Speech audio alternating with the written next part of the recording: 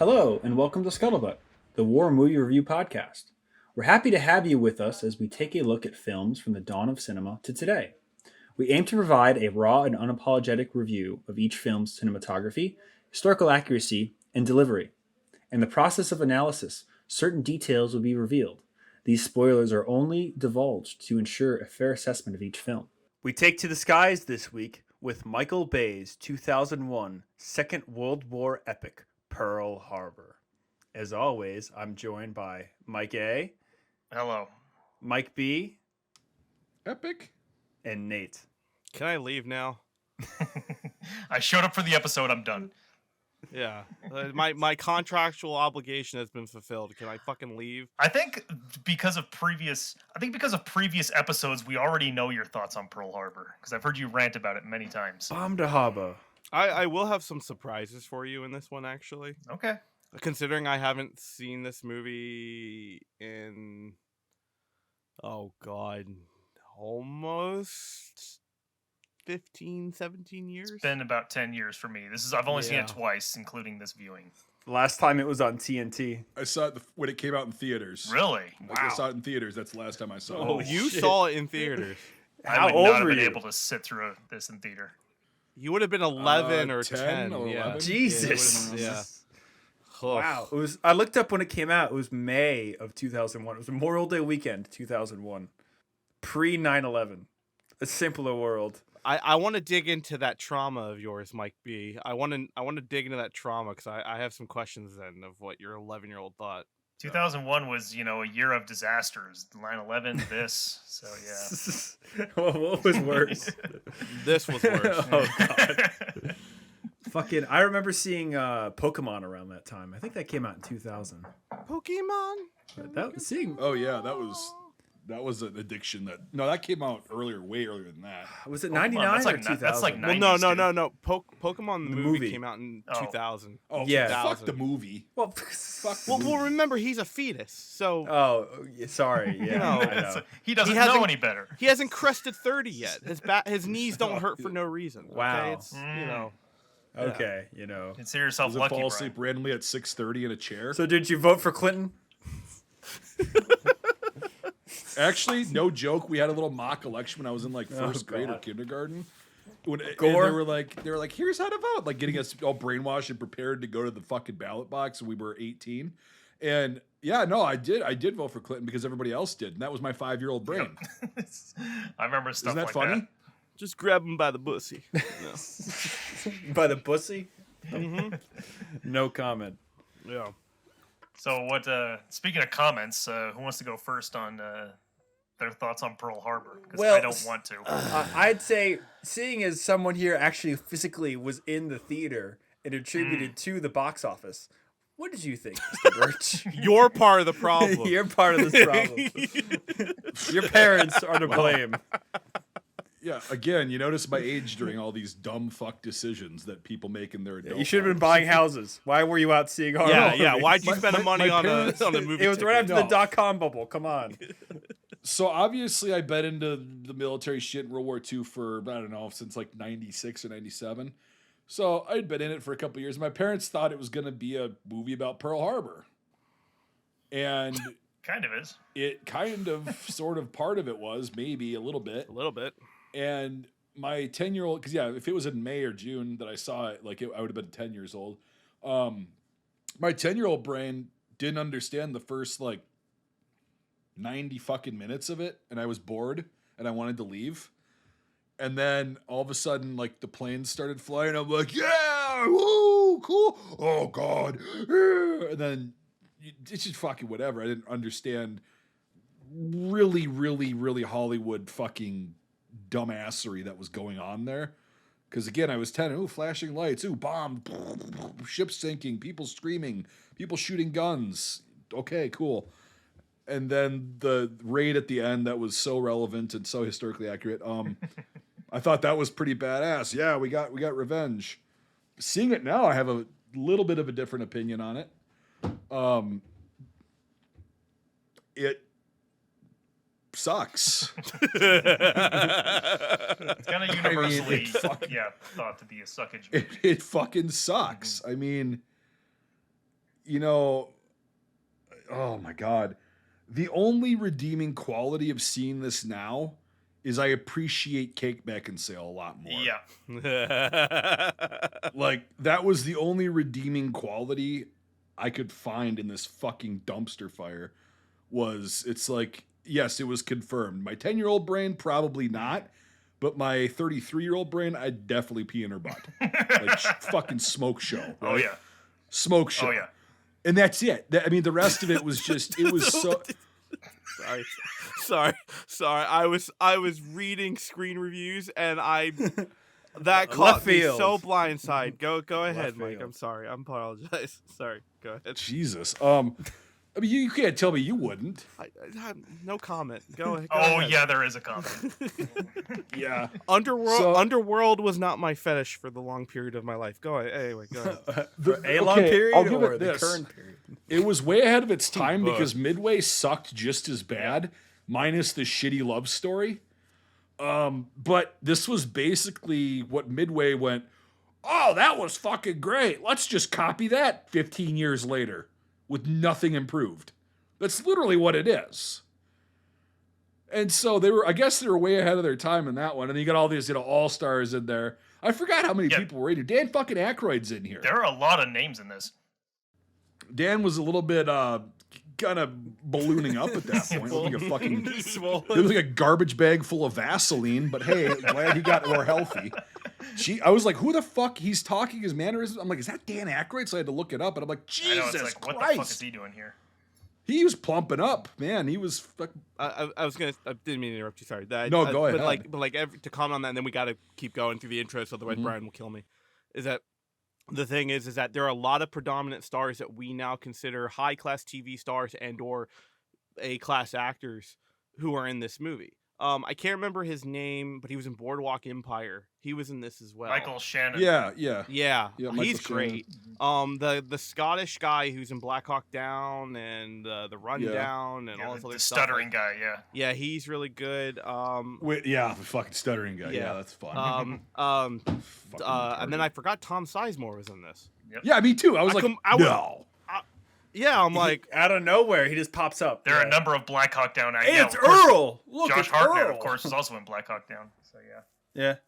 Oh yeah. So there's a few Same Black year. Hawk This Down. is the same year, Black too. Hawk Oh, Down. and the father in the beginning, he was in Black Hawk Down. Oh yeah, William Fichtner. Yeah, he's also in Black Don't Hawk call Down. me, you're German. So there's like 5 different actors in this who were also in Black Hawk Down. Same year movie too. I'm going to surprise all three of you here. He really likes it. Oh yeah. No. Not that surprised. Don't spit in my face, okay? No, it again, I remember hating it to death after, had seen it. This is the same year Band of Brothers is done, so you have this huge comparison, okay? And so I think the last time I saw this movie, I actually gave it a shot, was in a home theater at my best friend's house, like in 05, 06, and I fucking hated it then, and I fucking hate it now. But there are a few things that kind of stuck with me as an intro thought, is that I forgot how much of this fucking movie does not have Pearl Harbor in it.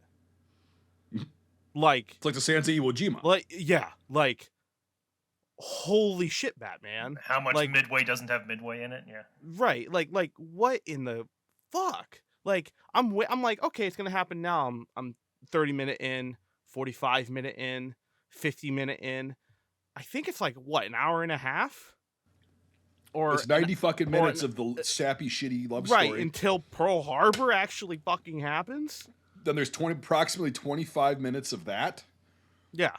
And then we're on to the Doolittle raid. Yeah.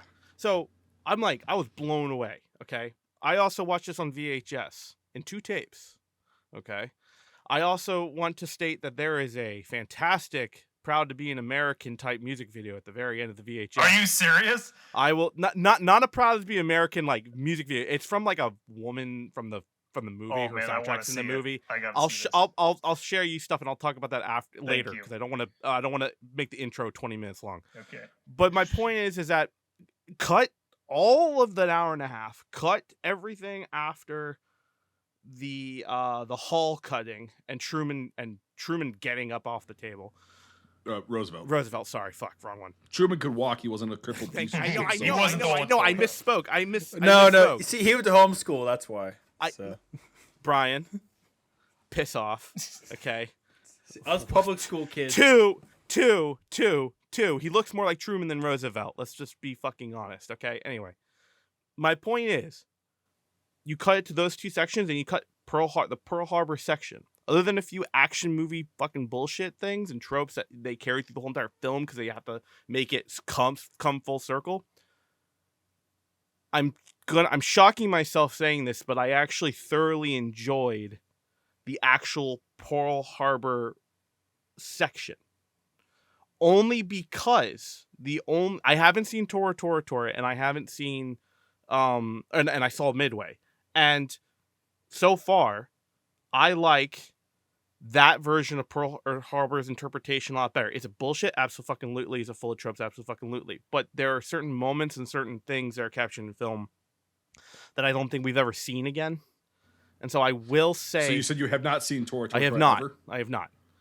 Okay. So I am very much saying I know. I'm sure it's better. I'm just saying so far, Pearl Harbor has a better representation of those events in my head as an editor and as a film person. I appreciate the effort it went into making those sets, those things in the filming capture.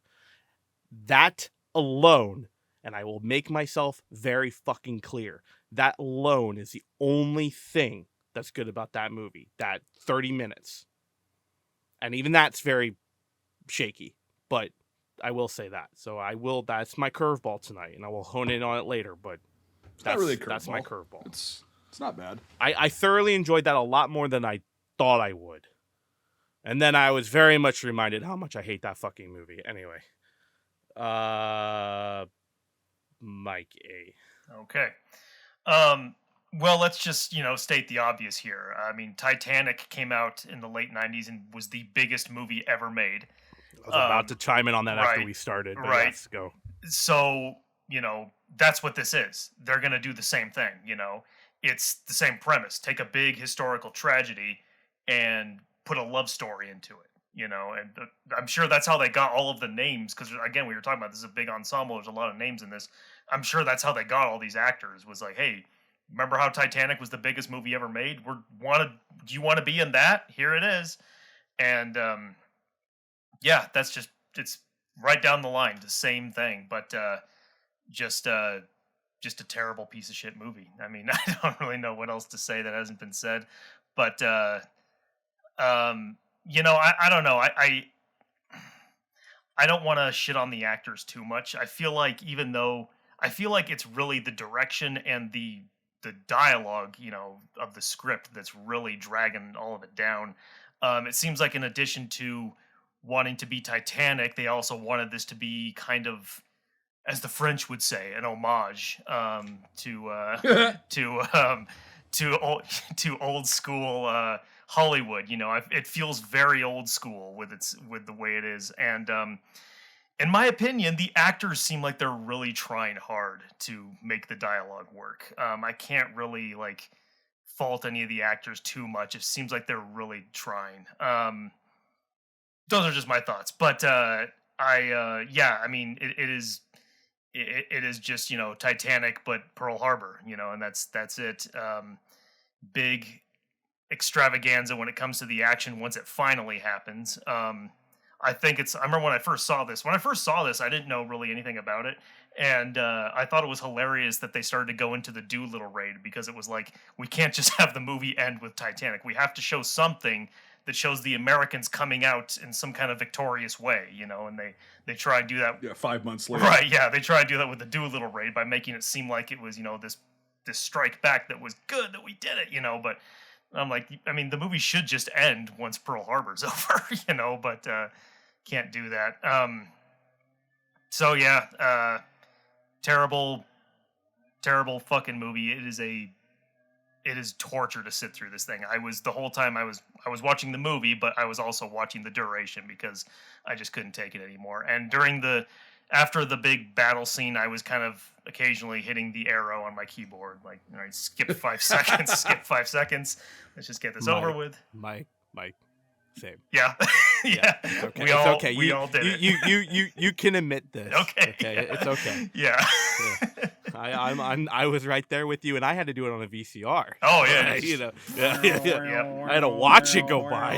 Yeah. Insert tape 2. Right. I can't blame. Did I you mean, guys like that, by the way? The intermission screenshot.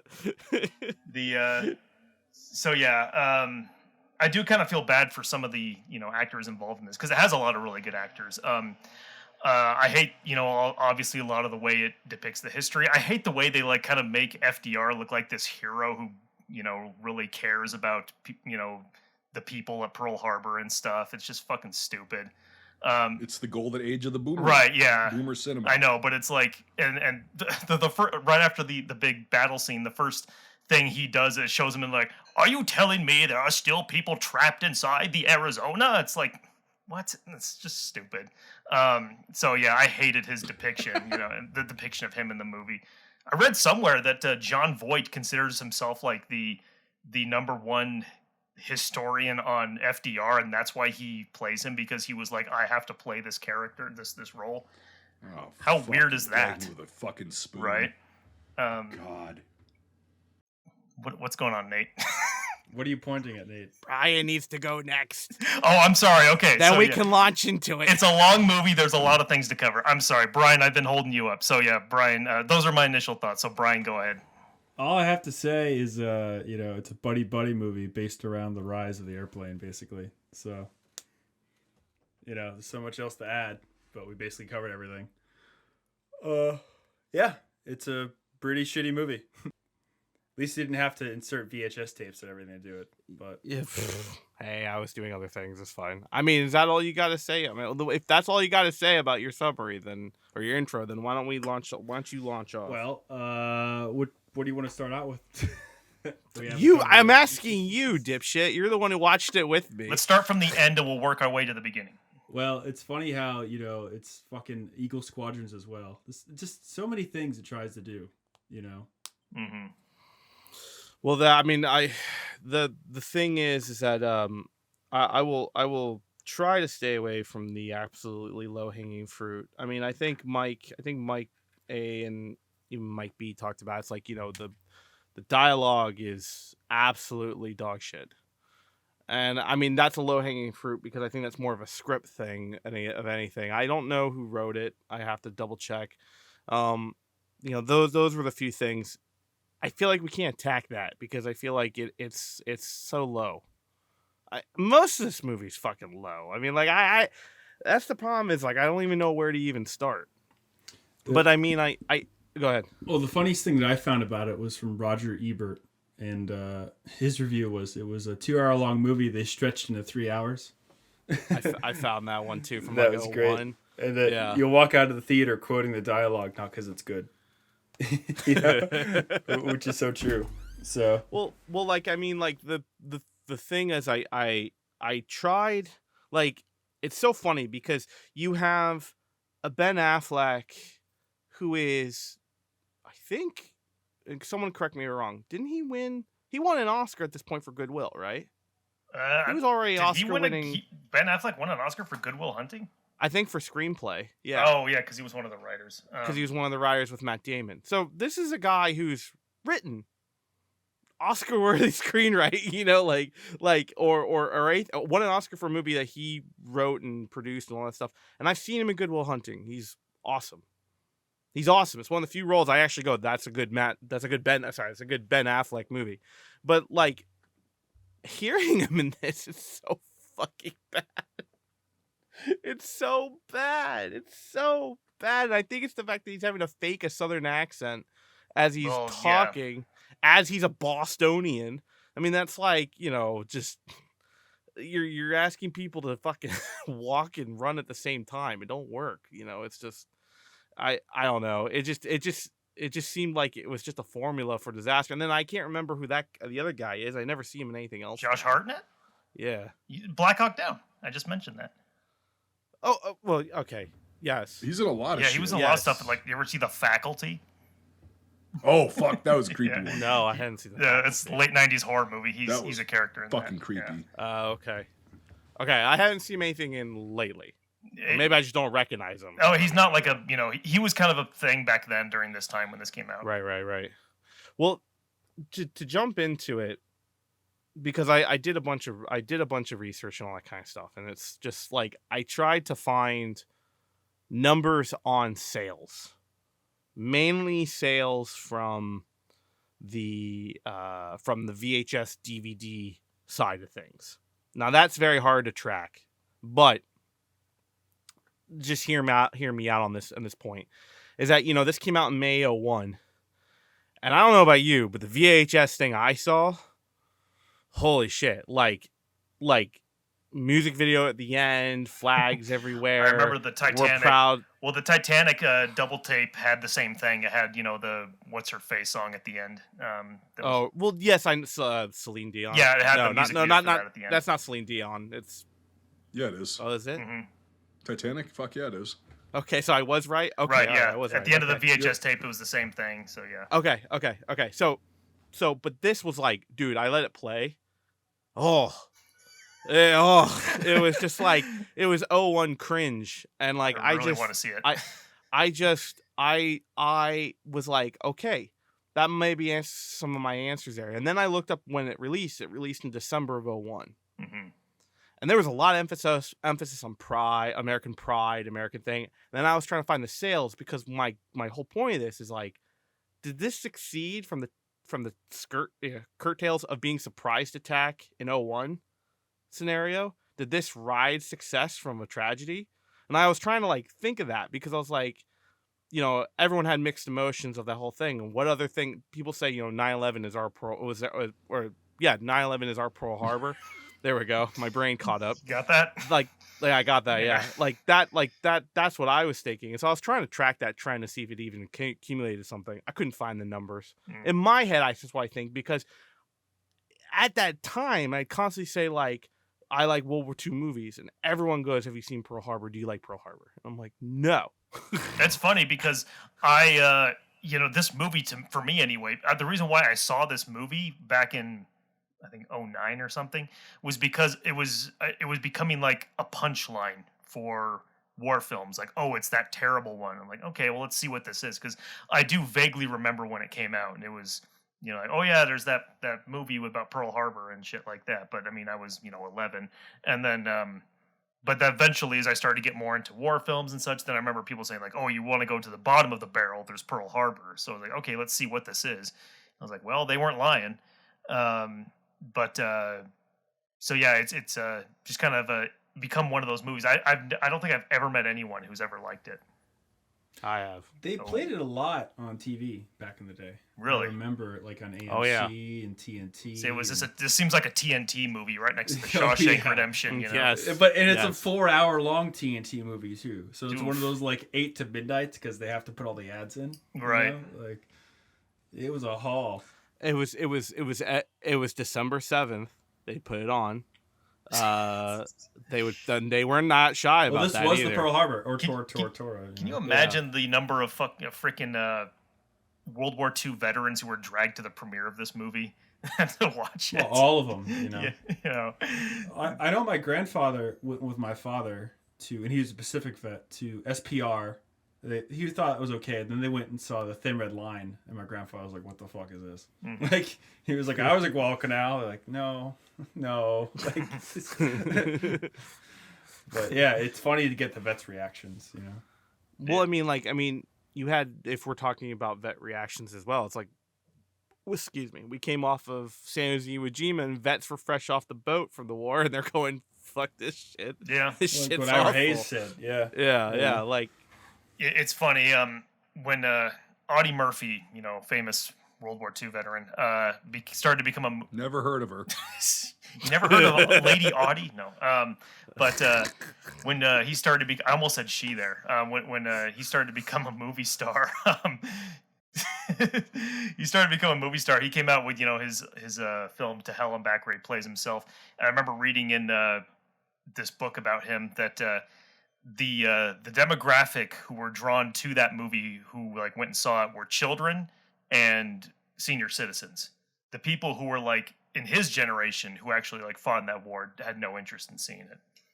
So it's just kind of an interesting thing when it comes like, because I've thought about that, like, in the 50s and 60s, people who were still, like who fought in the war, like, did they go to these movies? I don't know. So it's like that to me was kind of an answer to that. Like, maybe not nearly as much as you'd think.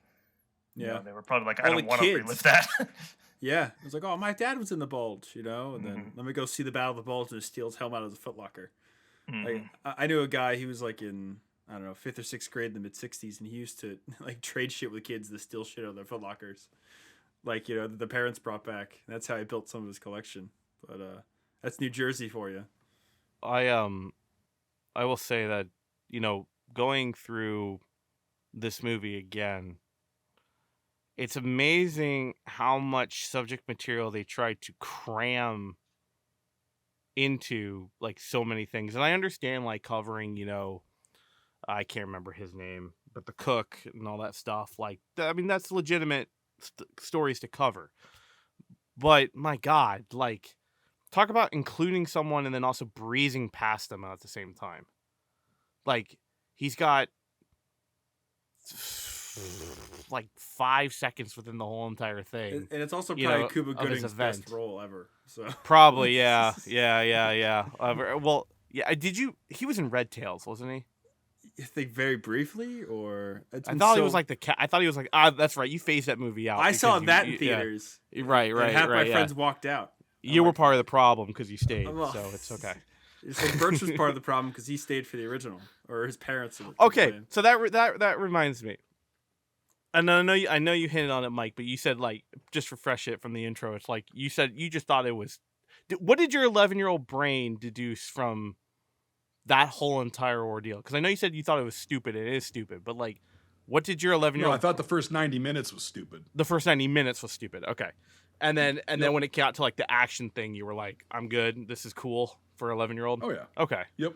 Okay. Yeah. Because I mean, like that's how I felt about this movie before I saw Band of Brothers, because I didn't see Band of Brothers until like 04, 03, something most like around people there. waited to watch it. I didn't see that until I was in college. Because no one had HBO. My parents are gonna fucking shell it for HBO. Especially your dad. I just rented that shit down at the video store. I didn't even know it existed. I got it from the library. Yeah. That's how cheap I kind of remember the VHSs you can get at Blockbuster. It was like 1 to 4 or like 4 episodes or something per one or whatever. Yeah. Yeah. It's Yeah, I started watching that in like 2002. I used to like have my TV and I'd be playing G.I. Joes, and I made like this airborne like thing like they were in a plane, and I made this movie on this really shitty camera of like the second episode, and they're in the plane and shit with the sound, and I was like zooming in on the G.I. Joes and making it look like it was shaking. Why isn't that on YouTube? Oh fuck! Find me the camera that was there in 2002. I know people who can rip that shit from an old camera. No, I don't. The fucking camera's been gone for years. If I had a time machine, I know what I'm going for. Yeah. Dude, I did those all the time with my G.I. Joes. 2003. Plastic Army, the prequel. Yeah. Like, to dive down, I guess, into the meat, because I'm just going to completely skip the first 90 minutes. I don't fucking give a fuck. I don't care about the There's fucking so many thing. quotes, though. Are you going left? No, it ain't just a die, sir. Just ain't just a matter. And then it comes full circle. Now, the thing that's funny, I tell that to fucking Alec Baldwin, so of all people, anyway. Here we are at Russ. Yeah, he shot some. He shot some people. Yeah. But the thing is that the whole entire, like that whole, Michael Bay pyrotechnics aside, I appreciate and I understand the timing of this is the only reason why they did it like this. But I appreciate miniatures mixed with CG. Yeah, they did do that. And miniatures mixed with practical. And it worked. It worked really well, at least on the VHS. That's the difference between, that's the one I was going to say. I watched it on VHS so that I could take my editor brain out of it, because I didn't want to look at 4K outdated effects and cinematography and everything like that, because that's the problem with going back and watching these older films with the new technology for me recently has been like, oh, that's obviously this, and then my brain, Oh, it was bad. my It's bad. brain can't see it, but I can't see it on a 20-inch VHS player TV. So that's the way I chose to go about it, because I didn't want that to hinder me, because I know I would automatically gravitate to that. However, I'm curious with you guys if you guys thought that the miniatures and stuff held up after all the years. Because and I'm going to say this, Lord of the Rings does it fantastically, and it's something I always yell about and scream about, that it's a great combination of CG and miniatures, and that should be what people should strive for nowadays, I feel like, than going all CG like Midway. No, I was going to say, the technical side, I think, is well done. It is actually, in my opinion, if you were going to say, like, which effects do you prefer, this or Midway, I would probably say this. Just because, because like in Midway, you can tell that's just 100% CG. The other part of this is that in 01, we still had planes. We still had, Brian, help me out. Are they 41s? The P40s. P40s. P40Bs. I looked up, and they say that they are real Zeros flying. So I don't know about that. I can't fact check. They modified Texans for the Tor series, so I'm not sure. I got to see. There's not many A6Ms left in the world. Yeah. I think they said they were like M52s, and they should be like 2s or something like that. Maybe that was it. But they're real Zeros, but they might be the model after. Regardless, they look good, you know? Yeah, they look really good. And again, I think this is when we prefer, after the oversaturation of CG for all these years, I think this is when we want to see a resurgence of practical or models or something, because I am sick to fucking death of heavy CG. I just can't anymore. The first thing I did after I watched this is I ran to watch the beginning part of Midway, the Pearl Harbor sequence, and it's just shiny bullshit. You know, like, it's shiny CGI, fake, annoying. Like, yeah. This is real.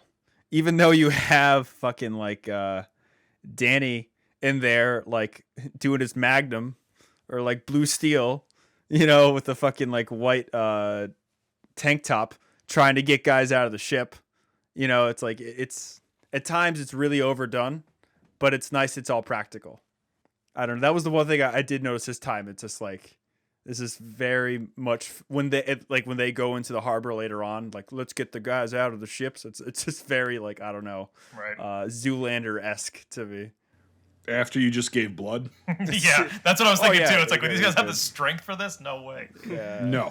Fuck no. Yeah, they just had to stiffen her up, you know. They'll be good. Don't worry. But it's the 40s. People were built differently back then. That's why nobody made it. I just had a crazy morning. I fought Japanese planes. I gave blood. Why not? I'll end it trying to cut guys out of armor-plated steel. You know? Some bitch would be awarded the Medal of Honor if he did all that. That's a Sunday for me. So. I will say though that cutting out of the hall, as cheesy and Michael Bay as it is, it's still impactful. Oh, it's fucked up. Yeah, the hands coming through. Yeah, it's still very impactful. That was the one scene. Photos. Yeah, that was the one scene that really, the only scene in this movie that actually made me go, there's a little bit more something here than just bullshit. And the whole like mechanic inside, the big heavy guy who just ends up drowning in the hall, like, that's hard, man. Like, cheesy things aside, that's hard, and it's stuff that we always forget because we kind of get numbed by it by reading about it so all the time. It's so matter of fact, but like, I don't know, they just that's what I mean, and that's why I'll go back on my statement of saying, like, this really does. There's meat in here. It's just very fucking hidden. Well, in here, it's the director, because Michael Bay, he's not about shooting things that are powerful. Even though, like what you were talking about right there, it's like, okay, he would, maybe that does have some power to it. His directing, though, when it comes to camera work and all that, is all about excitement. There was one shot in the movie. Sorry, did I interrupt you, Nate? Oh, sorry, Ryan. No. No. He's just holding up. Yeah, when you're done, I gotta. Okay, sorry. My microphone was covering you in my view, so I couldn't see if your hand was up or not. Sorry. Anyway, okay, you'll go after me. Anyway, Michael Bay's directing, it's about the excitement. It's not about like the power of it. Like if this was directed by Spielberg, there would probably be some shots and some things that he would show that would be very like, would like hit you hard. But for this, like one shot that I thought of, and I'm just like, I get it. Is the shot where the camera's under the water and the guy's legs are, kicking on the surface, and you see the torpedoes go under him. It's like it's not really powerful, but it's cool. So there's a lot of opportunities in there where you can have more, and also the shot where when we're talking about certain things like practical effects look good, where I was just like, okay, I hate the look of this whole thing, is the part where the bomb drops from the plane and we travel with the bomb down and it goes through the Arizona. Like, I hated that. I hate stuff like that, Hold on, Brian was going to speak, but okay. I know. I just want to talk about that one shot. That's fine, Brian. Go for it. I'll go. I was going to say this. I got a feeling this time that, it's very much, and I know we say this a lot, but I did kind of live through it. It's very much a product of its time. Mm-hmm. It reminds you of Armageddon. Like the early... Armageddon? Did you say Armageddon? Armageddon, yes. It's not a Gundam. Armageddon. I'm always going to fuck It's Armageddon. Armageddon. It's okay. I'm only going to correct you just for that. It's okay, I know what you mean. Biblical terms. But like... It's that good public schooling for you. Yeah. Oh, FDR. Yeah, shut up. Okay. Thanks, Mr. Truman. But anyway, no, it's like it reminds me of the big late 90s, early 2000 epics. Kind of like how movies were pre 9/11 in a lot of ways, because that event really did affect movies and society so much. Like even Lilo and Stitch got completely fucking changed because of the way it originally was written to what happened to. But I don't know, it just reminded me of like the grandiose big like buddy movies. Of the 90s, but just, hey, it's World War II for him. Like, you really hit the nail on the head, Michael, with the Titanic analogy. It's what it is, yeah. Yeah, no, but it's very much, it's just late 90s, 2000s movie. It's just, they wouldn't make it like today, I don't know. Yes, well, you it's can funny. go. It's funny that you said buddy cop movie because he comes off of Bad Boys 1 after this. Mm-hmm. He comes after The Rock after this. Yeah. Like... Yeah, that's exactly what it is. Put two guys, but it's World War II, and they're best friends for life, But instead of cops, they're pilots, And they follow the direct line of planes and warfare from the inception to when they're Pearl Harbor. Fucking Eskimo buddies at the end of the movie. So there you go. It's just like. Well, no, I don't think Rafe actually made a home run on that. He made a home run after, so he's technically an Eskimo. So yeah, I'm just saying. True with his dead friend. Anyway, that's really romantic. Yeah. I need to get this off the subject now, even though I'm the one who did it. All right, get off the subject. I wanted to talk about the shot that Mike said before I lose my thought. Is that I know you hate that shot, Mike. Yes. Yes. But don't you think that this is where it originated? Yeah. I think so. So I ask you, if you had never seen that shot, would that shot be interesting? Maybe for a second. I don't know. I kind of be like, oh, that's neat, but then I'd be like, that's dumb as well. Right. I mean, that's. I only wanted to say that because I can't remember where technology is good enough and people have wanted to try that shot before that. I don't know one. Lord of the Rings does that shot with an arrow because of CG. So, I mean, like, I think we, at this point in our lives in 23, are obviously oversaturated by those shots, danger close, et cetera, et cetera, et cetera, et cetera, et cetera. But this movie by itself, I would say, has pretty damn interesting cinematography and aspects of the design to accentuate things within the movie pretty well, which I will say is a Michael Bay speciality, but I will agree with you, it's for entertainment only, not for plot device. Right, yeah. Or not for emotion feeling. It's more like excitement, like this is happening. Right, yeah. It's like, look at this. Shit. This is happening. Yeah, and that's great for Bad Boys 2. The demon is here, like that kind of fucking, shit. But like, it's not good for fucking Pearl Harbor. That shootout scene should have won an Oscar, but yeah. No. The devil is here. That's what it is. Yeah. Sorry. Anyway. But yeah, for this sort of thing, I don't like it. I never like that sort of thing when it comes to, if I'm watching a stupid action film that I'm supposed to just laugh at, then fine, whatever. But if I'm supposed to be like taking something seriously with history, like, no, I don't like that at all. And that's So that's the cheap problem. cinema to you. Yeah. I mean, I can, I got my popcorn movies, dude. Like we talk about, fun movies we watch all the time, but when it comes to stuff like this, I kind of hold it to a higher level, if that makes sense. Subject matters like this, if that makes sense. True, but just out of curiosity, I mean, from a filmmaker's perspective, what line does a interesting shot become cheesy? Yeah.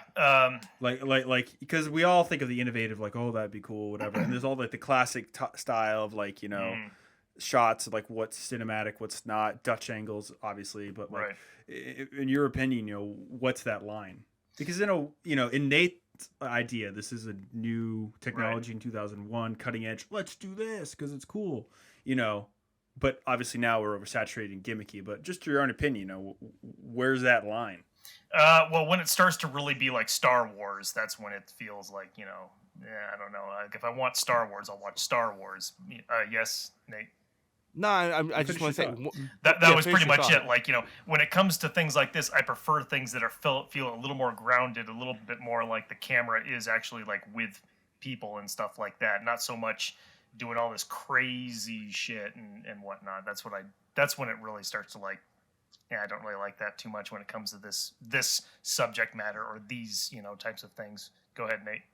Not to be devil's advocate, but are you making sure that you are not taking 2001 forward Star Wars? No. Because I don't remember that being in that. So to put it back again into the time, like I hate to keep doing this, but like let's put you back in that time. Yeah. Is that still going to be cheesy? You mean if I was around back in 2001? Which you were, but I'm saying, so like if like myself today back in 2001. I'm saying like if you weren't oversaturated, Mr. Bay, what are you gonna do? By CG, and you were this is brand new double lightsaber fucking moment, okay? like does this now no longer will that go away? Because like for example, like even now in 23, I thought the shot of it going from like guys freaking the fuck out in the water and then going under and then it falls to torpedo. It's the same thing underwater, just the torpedoes moving through the water past people. Like we're having the same shots over and over and over again, but we don't have an oversaturation at that point with tech and cinema. Yeah.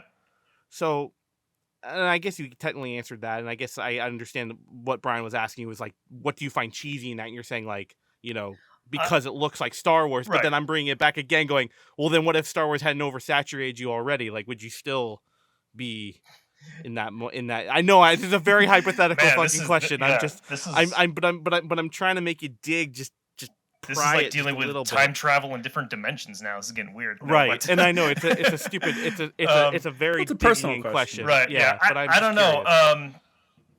I just think that with this sort of movie, just me personally, I find these kind of subjects a bit more effective when they're not as so flashy, and all that stuff. Just me personally, but like if I was to go back in time now, I don't know, I don't even remember. I think maybe when I saw this, back in 2009, I might have, because I was, 18, 19 years old, I might have even been like, oh, that's kind of cool. I might have even said that at that time. But just me. Quote. Go ahead. September 7th, 2009. Michael said that he liked this movie. Gonna put that on his shirt. Don't you dare. But so yeah, and like I say, when it comes to the battle stuff, and Nate, you kind of said this too, like I don't hate the whole thing. I think it has some stuff in it, but obviously, in my opinion, there's way more bad than good. There's like you have the plane's wings are like scraping the water and stuff. Yeah. As a whole movie, right? Yeah, it's bad. This is trash. Absolute garbage to be sunk to the bottom of the ocean with every single fucking copy. But if I can be a filmmaker and a nitpicky person, I would say to narrow it down the movie to make Pearl Harbor the only copy in the world would be they're asleep in the fucking car to the fucking hands out of the hall end scene. That would be my Pearl Harbor movie. 2 minutes. Yeah, Brian, go ahead. And it's, you have 90 minutes of them setting up all these stupid plots that are watered down so that they can, tell these stories at different points. And then they all culminate. I think that's the only bad part of the battle because it's like going around to all these things. Oh, then the nurse dies. Oh, then the captain dies. And then this, and it's like, I love the Pepe Silva board where it's like, it's just keep it simple, Well, everything they talked about in the first 190 minutes comes full circle. Again, that's why I said that in the beginning. I was like, fuck all that shit. Cut all that out. It's again, Ebert put it, or who's it? Roger Ebert puts it great when he says that the film is horrible in its historical context because when the Japanese finally attack, you feel like they've attacked the American love triangle because we have withheld the oil. It's just. Hey man, following that Titanic, you gotta have the a love story built upon this historical tragedy. It's the same thing. And then FDR comes out of nowhere and demands Japanese blood. I will stand for Japanese blood. Stands up. Yeah. Have you seen FDR American Badass? No. Oh, wait, you're not making something up right now. No, I'm not. I think I've heard of that. Oh, it's an I've actual never amazing heard of this movie. It's called FDR American Badass. See, you say amazing, and I don't believe you. So well, I'm sad you don't know about this because we would have watched it the last time you were at my place. But it is really amazing. You have to check it out. But basically, a werewolf gives FDR polio. And then it's actually a Nazi werewolf, and he has to go to Nazi Germany to fight them back. And his wheelchair's full of machine guns. It's actually really good. I know it sounds like shit, but you say Dead Snow is a good movie. The best line in it is when he gets polio, he looks at the doctor and goes, "Does my cock still work?" So that tells you all you need to know what kind of movie it is. But it's very similar to the end of this one. It's just like, I need Japanese blood. And then they go do the fucking... They all get qualified on, multiple engine aircraft in like 2 months. And how to take them off carriers. And then wham, bam, thank you, man. They go attack Japan. That guy's also in fucking Black Hawk Down, too. The guy who's their professional expert of unloading the B-17s. Oh, B-7 or the B-52, B-25s or where the fuck they are. I don't know. I can't remember. Thanks, homeschool. Yeah, dude. Well, eventually, dude, you and I are gonna fucking rumble if you keep. Eventually, here on Scuttlebutt, we'll do FDR American Badass. Yes, we should. It's great. I love Skidamax Class C actors. Yeah. So come on. Let me, because when it comes to World War II knowledge, when it comes to like the Pacific and early World War II, I'm kind of a bit more surface level when it comes to some of that stuff. So let me ask, one part that stood out to me, I was like, what was Josh Hartnett and his crew? I guess they're testing the accuracy of the guns in the plane, and they're just shooting it off inside the hangar. Is that something they would do? Well, they're trying to zero the guns in. That's what. Right, that's what but would they do it inside the hangar? And there's just people casually walking around in the background, and Kate Beckinsale just walks up in her super hot red dress. No, there usually was a range. Okay, yeah, that's what I mean. Yeah, it's a lot of work because you got to prop up the tail and everything, and it's like, yeah, this is what the P-40s had. I think 450 cals at this point, or it could have been 6. I'm not exactly sure at this point in the war, but yeah, it's a lot of work. Okay, so you just wouldn't have some fucking random nurse walk up out of uniform, right? What are you doing? And it is pre-war as well, though, so we got to remember that there are a bit of laxness to bases and things, to a pre-war army. It was mobilized. Mm-hmm. Pearl was an interesting place. It was an American territory. People really forget it wasn't a state, so it was a bit wilder, right? Even in the 40s, Definitely lacked security because she saved a major, by the way. Yeah. Get right. Luckily, had communications for B-25s in Japan. Yeah, get right in on that top secret meeting that no one should know about ever again. No, we gotta. Before I forget, I just want to say, put my thumb in your neck. This movie again goes to show that somewhere, as a group of Japanese naval officers that are planning. I was going to climb on that. That are planning the downfall of the West. I laughed hysterically when that came on screen. I went, well, Brian's gonna like freak out now. Because I just know that somewhere there's a montage of Japanese high-ranking Japanese naval officers in their dress uniforms planning around models. Yeah, and I know that it's around. not going to be for the best. Yeah, men in loincloths moving them around. Do. It's like, oh god, why is that? Is that Taiwan? Like, oh fuck, So, Mike B, did you ever see? Did you ever watch Samurai Jack? Yep. Did you recognize the general? The top Japanese general. I don't know where from, but he's Aku.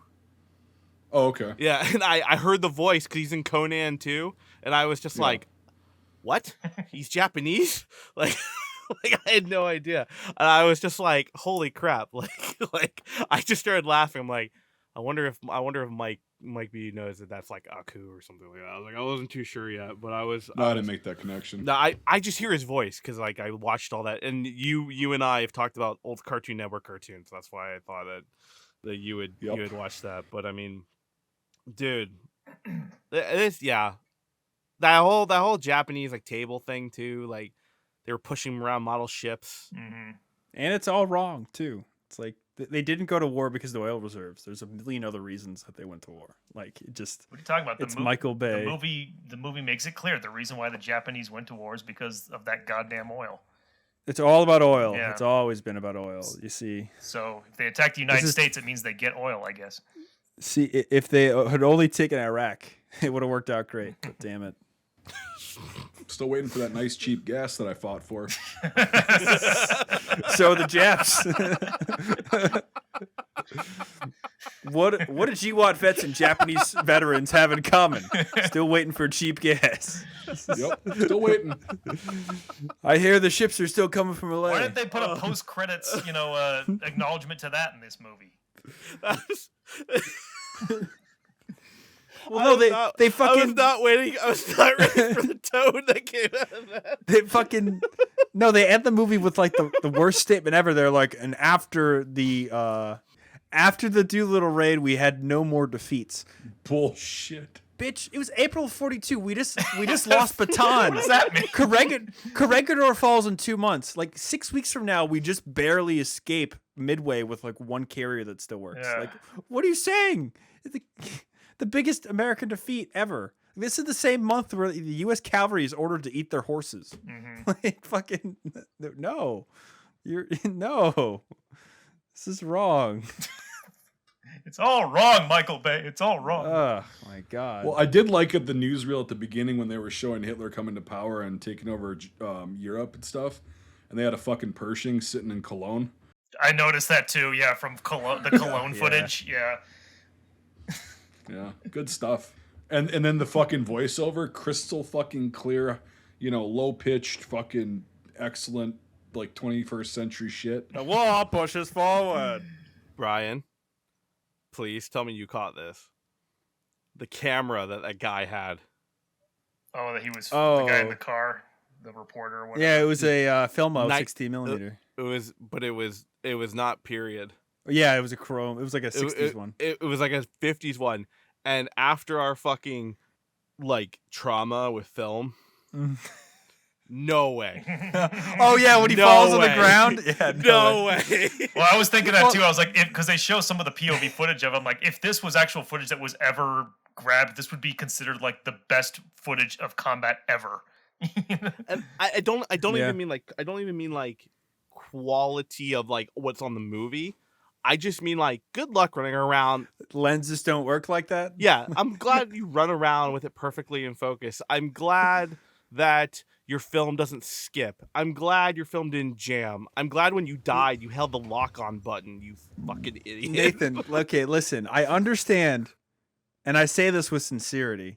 You're probably the only real film experienced combat cameraman of the Western Hemisphere today. Nobody else has used film to shoot a war since I think like the 90s. you know?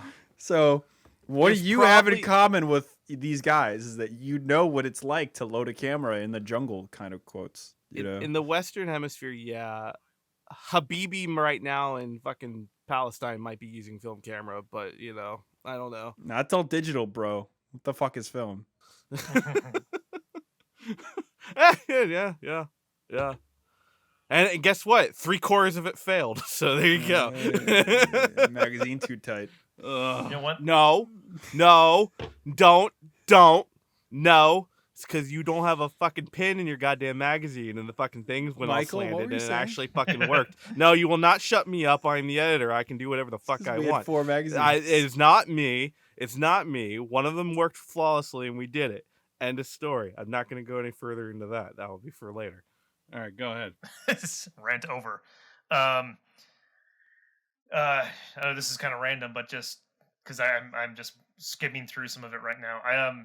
It would be great if they showed, with the way that a lot of these guys on the ships with like the twin 50 cals and stuff like that, I know They didn't have those. I know, but with the amount of shooting and stuff that's going on in this movie, they should have just cut to some civilian buildings with stray rounds flying everywhere, because these guys do nothing but just.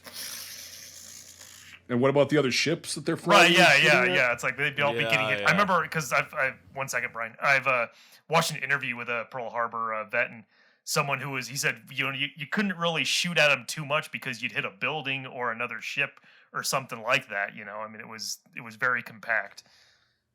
A buddy of mine, he's a native Hawaiian, and his grandfather that morning was out there fixing the roof, and he heard 2 planes coming really low, and he saw looked up like, what the fuck? And he saw the meatballs that flew right over him. He's like, wow, that's close. And then he saw the attack happening, everything, and like for the rest of his life, he goes, if I only had thrown that hammer, maybe I could have taken one of them down. You know what? Like, that was the guy's memory. Just I like, appreciate your like, spirits. like fucking A. So like every Pearl Harbor day, he'd be like, I was fixing my roof. And fucking Only I was an all-star pitcher. If he did, they probably would have included that in this movie. Boomerang Jack. Yeah, what a shitty movie. The fact that we could possibly think that way. I mean, it's pretty much the equivalent of Tom Sizemore taking out a Zero with a fucking trench gun. So I mean, that was fun. Well, BARs are it's nice. just But... like, yeah. I mean, like. And unlimited fucking rounds in the magazine, I guess. 30-round Thompson mag, which wouldn't be around. It's like he's like second best to Herschel on The Walking Dead. Herschel from The Walking Dead is in this. I know he is Marshall. Yes, he was. Yes, he was. Yes, he was. Yeah. Yeah, well, like he always played while he was alive around that time, around that early aughts. He was always playing like military generals, because he was also in Last Samurai. You talking about Herschel? He had the whole like this kind of beard, so you couldn't recognize him. Yeah. So like he had that, but like it was he's in that. He's in a ton of movies. It's like military advisors. He's in the and all that Stallone kind of stuff. Judge Dredd movie. He's like the guy they happen upon that weird like family, and one of them is Yes, he was. Yes, he was. Yeah. Because you and I watched that recently. Yep. Yeah. That movie's abysmal, isn't It's it? fucking terrible, but like I mean, I was Law. It was funny, but yeah, when he popped up, I was like, "That's Herschel!" Oh my god. Yeah, Herschel unlocked the cheat code for limited ammo. Too bad he didn't figure out the cheat code for limited family. Unlimited leg. Whoops. Yeah, 90% of his family gets wiped out, and he just sits on his front porch shooting an unlimited amount of ammo at these zombies, and it doesn't do anything. Mm-hmm. Good thing he didn't lose his head. Yeah, that would have been a real bummer. Sorry if we're spoiling The Walking Dead for anyone. Only a fucking 10-year season at this point. Yeah, if it prevents you from watching that shit heap, I'm totally fine with giving out spoilers. The governor is not a good dude. Negan is worse. End of story. Yep. If you want to waste parts of your life, yeah. I stopped watching it at like season 6, like second episode. I'm like, I'm fucking done. I eventually just petered out. I stopped after. Yeah, I got like halfway through the season after Negan started. That was about where I stopped as well. Like it was like I was a little into some of the Negan, and then I was like, this is too little. But it was too much too late. Yeah. Nah, I watched the died. pilot, and when he didn't blow his eardrums out inside the tank shooting the revolver, I was like, yeah, I think I'll watch the show. This is Or it also didn't ricochet in the tank. and this too. is coming from a guy who has had an explosion go off in a tank. Unfortunately. Yeah. Fire. Fire! Yeah. Yeah. No, you idiots. There's no fucking No, fire. actual fire. Give me a fucking beer. So, stupid Gamook, give me a beer. Yeah. We get into a fight. Modern Destroyers. They did film it in location, right? I did want to talk about that, yeah. I don't know if they filmed it on location. It did look like Hawaii. Looked like Hawaii, but it wasn't actual Pearl Harbor. What? Hawaii. What? Did I say it weird? Hawaii. A little bit. Well, Birch is the only one like eating and just like listening. Did I say it weird? No, that's actually how they say it. Okay. All right. So you're a native. You must have a Malhado rewards card. Yes, I'm gonna fucking tattoo my jaw. Jesus. Destroyers. Real destroyers. Modern Destroyers. Real Destroyers. tragedy. Yeah, real tragedy. The movie is also a tragedy. Yeah, it's funny because apparently there's like 4.5 million Pearl Harbor vets and 4.5 million Omaha Beach D-Day vets. Mm-hmm. Just ask anybody who had a relative in the Second World War. Did you know that? I don't know what you're talking about. No, it's a fucking joke. If you talk to okay. My dad or my grandpa was at Pearl Harbor. My Exactly, dad and my grandpa was at Omaha. Got it. There's this thing, Nate, called Sorry. Facebook comments. And if you ever look through them, I don't. That's the point. I don't look through them. Holy Nathan's fuck. grandfather was a guard. I don't. Brian. He fell out of it. No. He died. No. We're not. No. No. My grandfather was in the Java Sea, and that's what he told me. I mean, your secret grandfather, you know? Yeah. The one that lives in Argentina. Yeah. El Grandpa. just yesterday on Facebook, someone posted that photograph from Operation Torch of the Americans in the LCA, and said, "My father or my grandfather photographed here, about to land on Omaha Beach, 1944, with a circle around him." And like, yeah, it's like, dude, that's a photo from North Africa. What the fuck? It's like, you idiot. Boomers must be stopped. Yeah. It's stolen valor at the point. I don't Yeah. know. I feel like a lot of people feel like they can get away with shit. Be like, look, because nobody Because really no one's going to knows. question them, yeah. Yeah. For a lot of these Facebook pages that are just full of idiots. Oh, God bless your father. Yeah. Yes. Thank He you, was a thank you good for your man. service. He was a proud American. I always just say thank you for your fucking vicarious service, you dumb fuck. The comment on the comments of like me going over my head is because I fucking stay away from that shit, dude. Even It's on- not just that; it's like people in person too. Like, yeah, I know. Sorry, go ahead. No, they say that shit. If you talk to somebody in person, like especially at a gun show or just out in the wild, oh my grandpa was at Pearl Harbor, or my dad was at Pearl Harbor and he survived and he was at Okinawa, and it's like, okay, no, I guarantee you he wasn't at Pearl Harbor.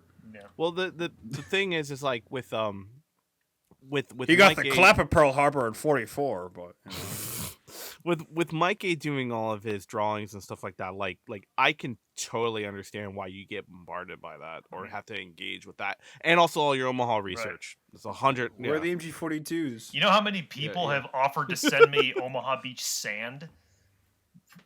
Probably. Did you know it's special? I've had 3 people actually send it to me, and then like I've had probably over 100 people offer to send it to me, and I'm like, no, I don't want the fucking sand from Omaha Beach. Did you know that if you garble it, it will give you special powers? You should make a room of your house just covered in Omaha Beach sand. If you I call open this the Omaha jar Beach. and listen to it, you can hear screaming. Yeah. It smells like copper too. Yeah. It's kind of weird. You can hear an MG42. I was gonna make that joke. It gets Beat you really to it. cold at night. Yeah. You know? It's the same sand that was there on June 6th, 1944. Exactly. Yeah. Guaranteed. It's That's what I was about to say. Yeah. so yeah. No, when I've had people, I was like, no, I don't want the goddamn sand, dude. Like I don't. Like one is cool. Mm. I don't.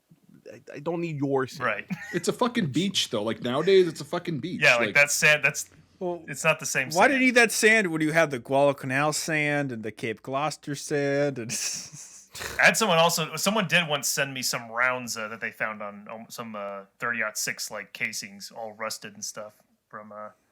I actually do have a K98 bayonet that was dug up on the bluffs. Oh really? Nice. Yeah, I actually do. Yeah, I don't have photographic proof. It's just hearsay, so who knows? It could have been fucking buried in his backyard, but it has enough age on it. Is it an MG42 bayonet? Yes, an MG42 bayonet. Yeah, that's what I thought. Yeah. Anyway, Anyway, Kate Beckinsale. The Kate Beckinsale, Oof. parachute silk, Yeah. red dress. Mm-hmm. fucking smoke show, man. Oof. I'm proud to be an American, even though she's British. So you know. I was gonna say she's not. Hey, I'll make an exception for things once in a while. You have to save her from the Japanese High Command Committee, Nathan. That is a fantasy right there. It's like a coming. Wolfenstein game. The Wolfenstein Ost. to jump into, I mean, just because we have to talk about it. Uh-oh. Fucking Doolittle. We have to, dude. We have to. This is abysmal. How Danny was too big of a pussy to survive that fucking thing? He left his bastard kid with Kate back in the He States. just turned his plane into an accordion. So What a So you what can a be win. eternally cucked by his former living best friend? Mhm. Yeah. Let's go there. Let's talk about that. Let's unpack that. to be tied into an oxen cart like holder. You know, Yeah, what was that all about? Oxen cradle. There we go. I got to there. I So just- they're gonna put the wounded guy on that thing. That makes sense. When I saw when he gets Like Jesus. when he's Like I was. God damn it, Brian. he's Jesus. No, when he did that, and then when he got shot, it was just so funny to me for some reason. I don't know. It just like Even at 11, that was stupid. what's that? Even when Yeah. I was like Yeah. young, like 11, that was fucking stupid. Danny, don't die. The Japanese always look so off. Oh God, don't. Yeah, they look it's- bad in this movie. No And- gear. But I'm watching on a VHS, so I need someone who watches in 4K to fucking tell me why. Well, Is it the helmets? Because they look like it's civil everything. defense, like construction helmets. No, they're again. just really shitty, like the really shitty early repros, or they're plastic. Okay. Like, Every Japanese patrol was 35 guys, and they had a flag bearer, apparently. Yes, I was gonna say that. Yes, they had a flag bearer. Like the guys doing patrols and like on station there have the giant flag, like they're doing a bonsai charge. I've been a Like, flag yeah. bearer for 5 years in China now. and then they just stand. They stand in a gaggle fuck in the open and Yeah. get raped by fucking Well, one single 1911. No, they're yelling. They're yelling as they stand in the middle of a gaggle fuck in the middle of nowhere. And Right, and then they're shooting at a plane, and then one guy with a fucking 1911, God, John Moses Browning's gift to mankind, takes up was- a whole fucking squad There of was them, like and then 3 or 4 of them with 45s. How many magazines but can yeah. you fit in an A2? You know, like, I don't know, but he had a fucking handful. yeah. Did Why anyone wasn't he pick up? shooting? Did anyone pick up on the sound design? Please tell me yes. yeah, well, you had told. Oh my God. You had told me this before, and I was like, I don't remember it being that bad. Yeah, but then when I watched it, I'm like, oh, that's terrible. Yeah. Can you hear the op rod Yeah. chunk every time they fire? It's like, Yeah. did you even what? Like why? I don't know. I was sitting there cringing for you, and then I started cringing for myself. Because Mike P sat with me and so did Brian in the trenches for the sound impacts and design. and Raindrops whizzes keep and falling everything. on my And head. and if I didn't have that model sound effect from somewhere in my library, I wasn't putting it in Right. there, or I'd go get it myself, which I did for a few of them. And the fact that someone thought that was okay, just It's. It's Okay, I'll, yeah, I'll bring it one step further. Who caught the Wilhelm scream? I did. Oh, I didn't. When was that? Oh, I didn't. The attack? When during the like what There was happened? one. One single. There was one. When the It was, CGI, it's like, when they were, tower it's when came down? the Missouri was flipping, Oh, I gotta go back. and they were sliding down. Yep. Oh, when the name went like that. I gotta go back now, 'cause- There's a guy that like hits something, and then it's right after that. There's a guy who like goes, Oh! Yeah. Yeah. That's a good one. Again, it's a sound designer's pocket trope, but yeah. It's cute. you have to put one in there. I did put one in Reveille, by the way. No, you did Where? not. You did? And you haven't found it yet. No, you didn't. You fuck. Yes, I did. Where? No, you didn't. No. I'm not telling you. You put it in You there have to with find only it. 0.1, volume or something. So. You can hear it, but you've never found it, so it's okay. You'll never find it. It's there, and I know where it is, and only I know where that is. So if that's gonna push more traffic to that, fine. Okay. If you can find Fuck it, you. if Yeah. Fuck you. You know I know you. So I will tell you this: Yes. you cannot tell what it is, Okay. but it is in there. Well, as long as you can't tell So, what Mike, it is, that's before fine. you know you what Michael's curse- about to fucking do next 12 hours. Mike B, before you curse me in Iraqi, I swear you'll never find it. Okay? I swear. I mean, would never do you dirty and actually put it blatantly in there, but I You're did a put cunt, it in Nate. there. You're a cunt. Now you've always been a cunt. The only thing that's going to change is you're going to become an even bigger cunt. Yep.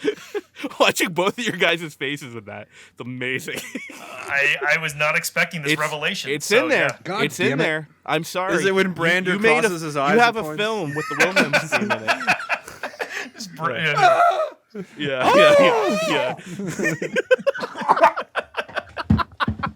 Ow! Oh shit. Oh, fuck, that hurts. Carbonated beverage up the nose. Oh, Choking. that's the Mike, best.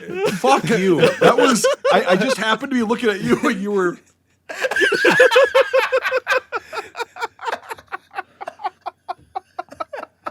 Oh, God. One is down. 2 Yeah. is the new actual. Oh, God damn it, that hurt. Oh man. That did make me laugh, Mike. Yeah, when you did That the face. like I, like that. I've seen that's it too funny. many times. I know exactly how to do it. Yeah. Fuck. Oh. Yeah, holy fuck, that was hilarious. Oh. You know the funny I'm thing really is glad. that- I'm really glad we don't have video on this one. Oh. Oh. You'll never find it, but I just gave you a huge hint. So you're looking at it right now, aren't you? No, I'll do it later. I'll do it later. Do it later. R-E-V. yeah. But there's like that. I'm glad Mike brought that up. there is that one that cartwheeling off the Montana. You know, I'm gonna say it. I'm very impressed with the sets and Yeah. the flipping of the scale ships. And like, again, I'm sure if I went back and watched it on 4K, I'd say this differently. But that's why I wanted to take that away. Was that I didn't want that to be what pulls me down, because that's so easy for me to jump on, because my eyes are trained for it like immediately. And I can, and sometimes it, like, even watching Lord of the Rings now on 4K, it's like, I can see huge aging flaws. And that's fine. I appreciate the skill with it. But for Pearl Harbor, I didn't want that to be the part that makes me want to, like, hate it. It makes me hate it for a lot of other reasons that you cannot hide on the VHS. As Mike A said to me in a message, he's like, there's nothing that can hide. on this It thing. can't improve the But, film like, content. No. Right, yeah. But like that's why I wanted to do that. But I liked coming off the age of Titanic, like you said, and the flipping of the ships and the whole underwater sets. Like, I have to give people props for that. That's mad. I mean, absolute mad and expensive. Mm-hmm. And so, you know, that's really cool that you can, as Michael Bay of it as it is, very cool that is actually on film. So I will say that. And I haven't seen Tora Tora, so I'll probably take that away. But anyway,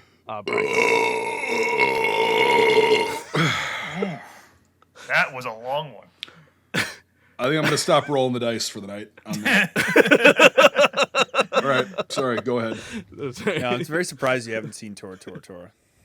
Yeah, It's good though. yeah. It's a good Oh, one for us to it's do. better than this. That's for fucking Oh sure. fuck! That's an understatement. The only thing I can say about this, though, as far as the sets, the only thing I could see it's wrong, and I do give them a ton of credit, and this really doesn't even matter. It's just kind of interesting to say. There were no Jeeps at Pearl Harbor. Jeeps were just being made November 41, 42. The Jeep as we know it. They were all pre-production at this point. The Navy really didn't have a lot of them, but in all the photos you see of Pearl Harbor, it's all like civilian vehicles or Dodges. We had at the museum I volunteered at. We actually had a what was it? A photo album donated from a guy who was just like a sailor at Pearl Harbor who took a bunch of photos that day. And, obviously nobody really started taking photos if they could till the afternoon. And it's just all people standing around civilian like Buicks and Cadillacs being like, wow, look, it's burning. So it's just not as military as people would expect. And that's, I guess, the one thing I'll give them in this is that, when they're in the convertible, it has to be a convertible because you got to show that their plane's flying, Well, and they're in Hawaii. Come on. Yeah. And the planes are chasing the one civilian car. That did happen, though. There were a few couples that were killed by Japanese planes that were strafing. But more people were killed. More civilians were killed from falling AA rounds during the day. And more people were killed at night. No, sorry, not more people. Some people were actually killed at night. And that's something they show in the Frank Sinatra movie from Hell to Eternity, where he actually gets killed at night, which was written by the guy that wrote Thin Red Line. So he was stationed there. I know they were gunning down civilian cars because it would make sense. There's some photos of it, yeah. But I mean, like, the interpretation of that shot. Mm-hmm. I think that's what I have a problem Well, with. and then, of course, there's the worst example is, them targeting, like, the hospital and stuff like that. Things that blatantly did not happen. Did it? The hospital was damaged, but the Japanese didn't attack it. They didn't strafe it or anything. All the civilian infrastructure that was attacked was done because of just it was there. It wasn't on purpose. Yeah. It's really crazy because this is Japan at its best, coming from a in quotes pre-war aspect. They were at war in Manchuria for 4 or 5 years at this point. In Korea, but really the army, yeah. The army was really only fighting. The Navy was still, at the top of its game. And even to hear the qualifications to become a Japanese aviator are crazy. I remember one of the things was you had to be able to hold yourself with one arm on a pole for 10 minutes, with your arm cocked. And that was, if you couldn't pass that, that was one of the entry fights. These guys are so hardcore and could withstand so much and were some of the best pilots in the world, Yeah, they kicked the shit out of the Allies. Yeah. Oh, they yeah. Gave a this fucking run for their money. And this is the beginning of their streak of victories, where they literally only fight, P-40s and Hurricanes and really badly made planes and very badly trained Western pilots for 6 months, and then they get knocked the shit out of themselves midway. But no, this is the Japanese military, or Navy, at the top of their fucking game, And as Yamoto said, I got 6 months to run wild.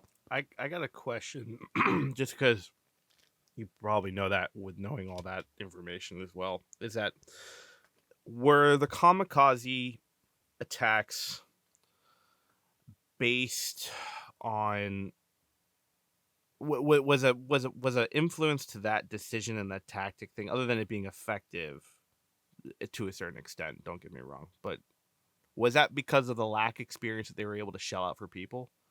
They could build a plane, not have to put all that money and time into a person, as long as it could fly a stick and throw a hunk of metal at something. Do you think that just as just because I don't know, did that play into more kamikaze attacks, or is that more of an ideology push than an experience push? I guess. If you can't answer, it's fine. I was thinking about that as you said that. The first kamikaze attacks are attributed to planes that were wounded, that were crashing, and guys knew they were going to die, so they tried to do something. There's a very famous one in February of 42 where a Betty bomber tries to crash into the USS Enterprise, and it's just barely stopped. A guy is he's on the deck of the I think it's even in the movie Midway. He's on the deck of the plane and he's shooting at it from the tail gun of his SPD, and it gets split in half. The wing of the aircraft literally cuts his aircraft in half. And a true story, it did happen. There's a few other cases of that happening during some of the naval battles in 42. But it turns into a tactic in 1944, really after the Japanese fleet is destroyed in the Battle of the Marianas Turkey Shoot in June of 44, and then the Battle of Leyte Gulf in October of 44. Japan basically doesn't have a navy after that. So on top of everything, you know, they have no real trained aviators. All their basically kind of trained aviators got fucking wiped out of the skies at the Marianas Turkey Shoot. You know, there's a reason that the U.S. and the U.S. Navy and the Japanese Navy don't fight with their carriers between the fall of 42 and the spring of 44. Or sorry, the summer of 44. That's because just the attrition rate in the South Pacific of pilots is so much the Japanese just don't have the pilots to use, and just the level is just getting worse and worse as the war goes on. All the experienced guys either get really wounded and become training pilots, or they get killed.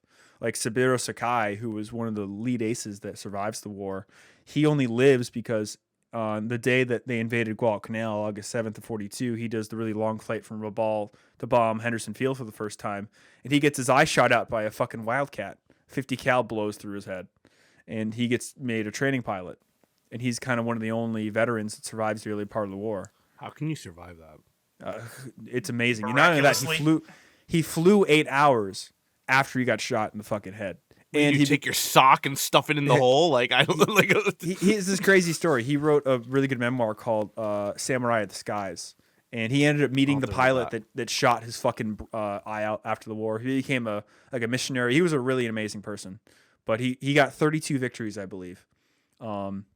But yeah, no, all these guys get shot out of the sky, and the Japanese just have worse and worse cadre of pilots. And at the same time, you know, the U.S. Navy submarine fleet becomes the Kriegsmarine and sinks the Japanese fucking naval fleet. So it just, yeah, it becomes a weapon of need for the nation. And they are asking guys to volunteer to, you know, do this. They were never ordered to. And it really accumulates, you know, with Okinawa, with the really big flights of the 6th and the 7th of April of 45, where I think one day they launched 350 planes. And that gets really bad because the U.S. Navy has to put pickets to the north and northwest of Okinawa. And the idea is that they would basically like be able to see all the kamikazes coming in and try to like, you know, filter them off in a way, because it all really comes down to either Pearl Harbor or at 45 with kamikazes down to honor. Because you're training so much, you want to get honor for what you're attacking. So thus, a lot of guys attack targets at Pearl Harbor that repetitively, you know, that just really hurt the war effort. You know, like they could have been bombing oil tanks and other things, but they ended up for their honor bombing battleships and a target ship. They put so many fucking bombs into the Oklahoma. Like it's crazy. But yeah, they want to go after the biggest target. They want to go after the thing that's going to give them the most amount of honor, you know? So a destroyer's nice, but maybe I can go for an aircraft carrier, like the Franklin or something, you know? Well, Michael? On that note, that's what I was going to ask you. That there's not one mention of the aircraft carriers in this movie, is there? The American aircraft carriers, because that's why Japan went to Pearl Harbor, was to get those, right? Yeah, just the dentist had mentioned it when they called him. Oh. And they were like, "Are there any flat tops?" And he goes, "No, there's no flat tops." Okay. And ironic, what's funny is that the reason the carriers weren't there, because that was the whole reason they wanted to attack, because the Japanese really knew the value of aircraft carriers. The Navy was kind of figuring it out. You know, we had our mainline battleships, and then we had the aircraft carrier ships, the ships that carried the aircraft carriers or the aircraft for reconnaissance and bombing the fleet for the fleet's use. Well, the Japanese had really cracked the code where it's like, no, aircraft carriers are your main weapon, you know? But that was the idea. But long story short, they were not at Pearl because they were delivering a flight of Marine fighters to Wake Island, because there had been all this worry about where the Japanese were going to attack, because by mid-November, they were pretty sure that something was going to happen in the Pacific in the next few weeks. And they were so worried about that it. In the movie, by the way. Yeah, there was some, you know, pretty good indicators that something was pretty much going to happen. Like even by the 5th of December, we were pretty sure it was going to be imminent. And everybody thought it was going to be Manila or Midway or Wake. So part of that was they're like, well, let's put a Marine fighter wing at Wake. So it's there and it, you know, it's good to go. And because of that, they had to use the carriers from Pearl, because they put the Marine fighter wing on one of the aircraft carriers and they had the other carrier support it. And that is the reason why they're not there. And the Japanese had a fleet of submarines that went around Hawaii, I believe on the 4th of December, to make sure that, the carriers didn't leave. And they never saw the carriers leave because they had left the day before. So it's this funny chain of events where they actually were able to miss the carriers. And they show up on the evening of the 7th. I think they show it in Midway as well, where the two scouting reconnaissance planes from Fighter 6 show up at the end of Pearl Harbor. One of them gets shot down. And some of those other planes sortie and they, tangle with some of the Japanese planes. But yes, that was the whole reason. They were chosen there to get the carriers. It was nice they got the battleships, but the real weapon was the carriers. And as we all know, the what happened in the Pacific, without those two carriers, there would have been a much different war. Do we know how many Japanese planes were shot down during the entire thing? I can figure that out now. 29, I believe. 29? Yeah. Never mind. They got it. There was one that was shot down on an island, and the guy, he survived. He crashed his plane, and the islanders helped him for a few days before he was taken prisoner. That would be interesting to see. That I think they made a movie out of it actually. And his plane still exists. It's now at the U.S. Pacific Pacific War Museum in Texas, and it's pretty cool. It was left for a long time in the 80s. I think they pulled it out, and then that was one of the reasons why they put all the native Japanese Americans under lock and guard in Hawaii on the 8th or the 9th because of that event. So it's kind of interesting. But I think it's called the Naha Zero. It's got a name for the island it crashed on. Huh. But okay, because I was I'd have to go back and see, but it just seems like countless Japanese planes are getting shot down in this movie. They lost more planes in the second wave than the first wave. It's funny on that point. Back in the day, when I was a kid, I got Medal of Honor Pacific Assault for my Xbox, and I very proudly wanted to show my grandfather. I was like, "Oh, I have this game I'm playing. You were there. He goes, oh, what is that?" And I show him the Pearl Harbor level from that. And all I had to say was I think we shot down a little bit of less planes than that. Well, also Medal of Honor Rising Sun, is the same thing, and it's I think one of the goals. I think it was Rising Sun. It was Rising Sun. I mean, Pacific Assault has Pearl Harbor, but Rising Sun was the one that was the first one that had the Pearl Harbor mission, and with Lee Ermey Dale Dye or Lee Ermey. It's Dale Dye. Is it Dale Dye as your squad leader? Yeah, I think one of the objectives is shoot down 50 planes or something like that. Yeah, it's one guy on a twin 50 cal. Before we jump into IMFDB, I want to play a game with you guys real quick. What do you guys think the budget was for Pearl Harbor? That's the first question. I want each one of you to guess. 125. Brian? 200. I'm gonna guess somewhere closer to. I'm not gonna say exact number, but closer to 2 million. I would not be surprised if this movie was a shit show to get money for. 2 million. 2 million? 200 million. Sorry, that's what. Okay. Not 2 million. The cheapest movie ever. I guess it's might be. I guess technically it's 150. Okay. 150 was the budget. Now, can you guess how much it made after its worldwide box office? No. Worldwide number. Worldwide. 250. Brian. 100. Mike. 160 million. 449,239,853. Okay, so nice.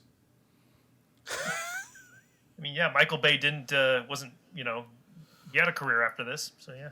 Holy shit. I was flabbergasted. I thought maybe it doubled. Mm-hmm. Didn't think it would do more, Did good business. That was its domestic box office was 198 million, and its international was 250 million. Jesus Christ! Absolutely fucking. I know Birch, it's your fault. We all know. What'd you say? He said it's your fault that it made. Because he wouldn't Oh, get yeah. it. You're gonna say yeah. Yeah, the $5 Yeah. I think we paid for a ticket. Yeah. I was gonna say like, would you Back pay when four? movies were cheap. Yeah, back Did you pay 2001 $4.50? That included the large drink and the popcorn. Yeah, so. did you pay $4.50 for a matinee on a Thursday? Like that's what I used to do. Dude, I used to go and watch movies when I got over 13. I could go to a PG-13 movie, and I being homeschooled, as Brian keeps obviously reminding me, I could go on a Thursday time in the day, midday, and go get a movie ticket for $4. Yep. Those were the Fucking awesome. days. Those were the days. Anyway, let's go to IMDb. You're singing the All in the Family theme. Yeah. I'm glad you caught on that. Yeah. Damn. I just sent a link to the event in the group chat if you guys want to read Oh, it. It's interesting. And Very Pearl cool. Harbor has a 24% on critics, 66% on Rotten Tomatoes. So that's after 22 years of nostalgia there. Yeah. Man. So, Super. Well, as we gear it for IMFDB, it's time for sticker trivia. So this week is a Pearl Harbor based question. What is Oh, the we didn't- name? we didn't do it for the Covenant. Good job. Whoops. What is the name of the U.S. destroyer that fired the opening shots of the Battle of Pearl Harbor? Or I shouldn't say that. Of the battle, as it sank a midget sub at the harbor entrance. First person to message the correct answer to our Instagram or Facebook will win a sticker. That was a little disappointing they didn't include that in the movie. They mentioned it, but that's Every it. other account has it, but yeah. They have subnets. Okay, we're good. 4 of the 5 got into the harbor, as far as they know. And there's a destroyer that actually rammed a midget sub in the harbor. too. Oil Harbor. All right.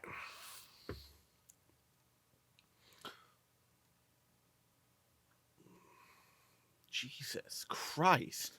There's a lot. Ugh. It's a long movie. Guns. The Weebly Mark IV.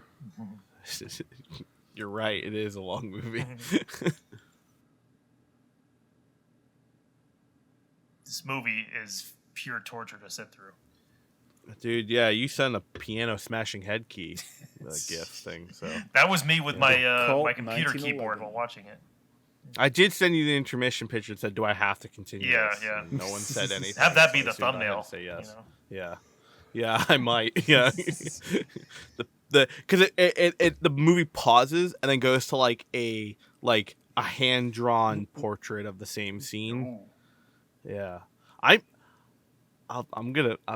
We'll talk about it after. Yeah. I gotta send you that Imagine- music. I gotta send you that I know. music I'm video. really curious about that.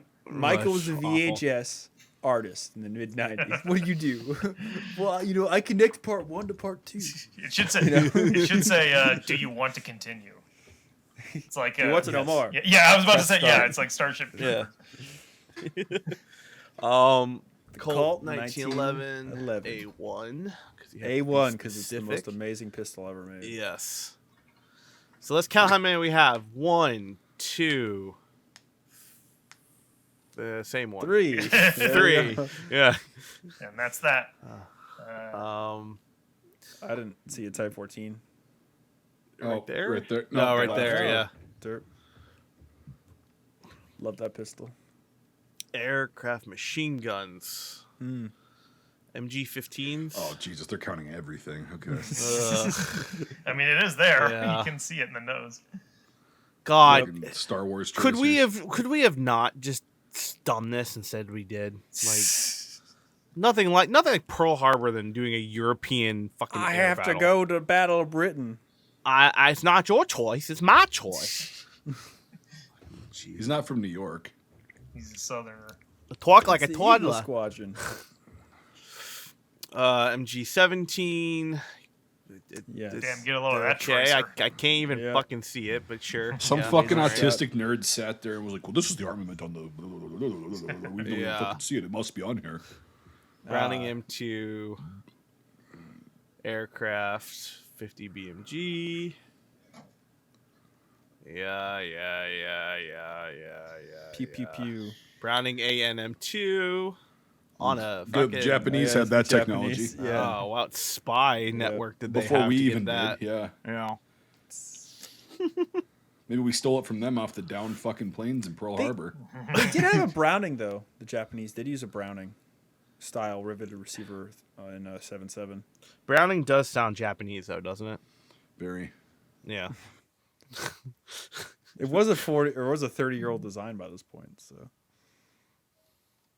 Well, I no, 1921. It was 20 years.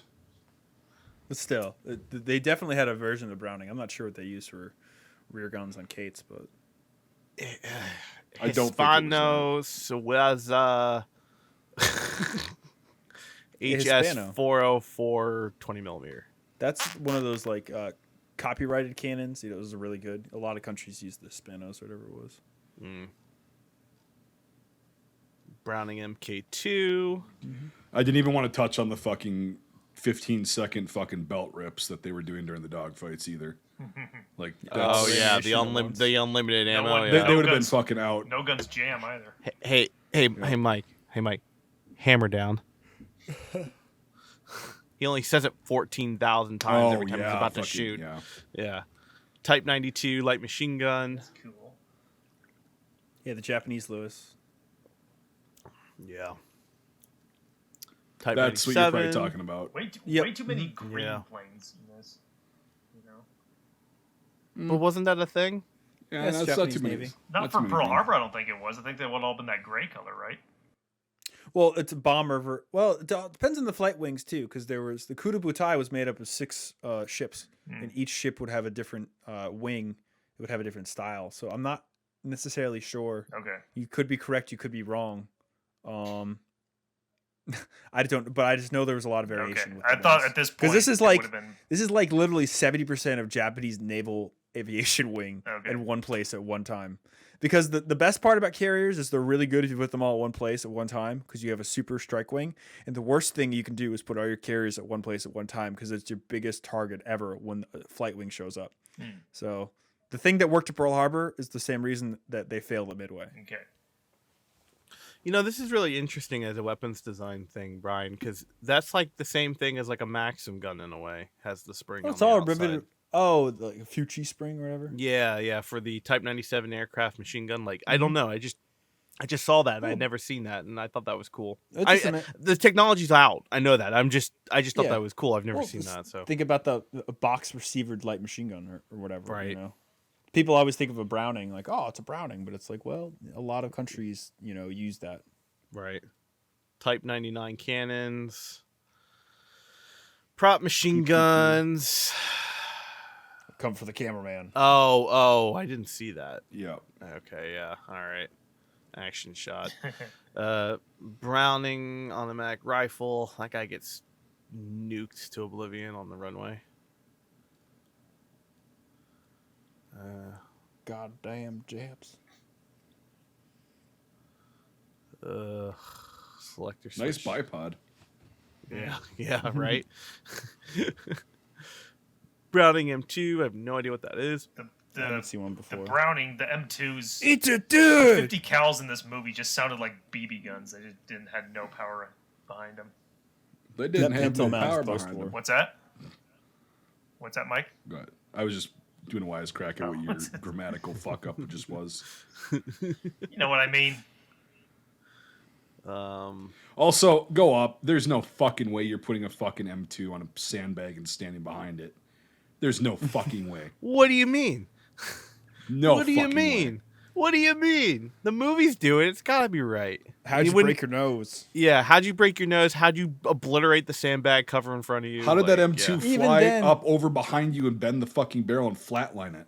Oh, I don't know. Even then, it's the barrel's not going to reciprocate more than once if you fucking rest it on a sandbag.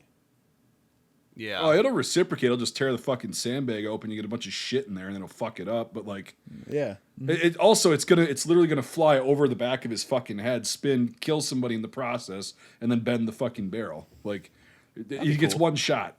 That's all he gets. So was this the stand-in for the Orlican, No, the double no. 50s? They had a single. It was a water cooled M2. Yeah. It had this giant fucking Big water jacket on there. You could literally fire those for almost ever. But that's what the real guy actually used. Okay. And he used one of those because that's would have been on these ships at this point. And yeah, this dual 50 mounts, fucking somebody made that up. Because with the tombstone cans, yeah. And also, well, the one that I'm thinking, I can't remember the designation. That's a dual 20 mount. That's what that is. That's an Orlican mount. With 50s on it. Right, because the 50 cal mount was 2 handles that you'd hold down by your waist, and it had a spring, like a grip spring trigger that you would. Yeah, the ground mount. Yep. Yeah, and it would, so you just hold it like that, and you'd stand behind it and shit. But yeah, it's that's an Orlican mount, and then they just jerry rigged 2 prop 50s on there, and yeah, it's just terrible, shitty. Yay, Cuba Gooding, your best role ever. And anyway, I don't like Cuba Gooding Jr. I think he's good in this movie. I think the only, besides like the good portions of the battle, I think it's well cast. Have you ever seen Even Radio? though they were forced to make. I have, yes. What I stand movie? by my statement that this is the best. Radio, it's terrible. Oh. 1921. Oh, fucking god damn it, my brain. 1928 A1. There we go. Jesus. Homeschool kids. Some of them have 30-round stick magazines. Oh, yeah, that's wrong. Yeah, They just came out One this day. month. One day I'm going to drive to Connecticut, and you won't remember why I slapped you in the face, but you'll know why when I do. So it's okay.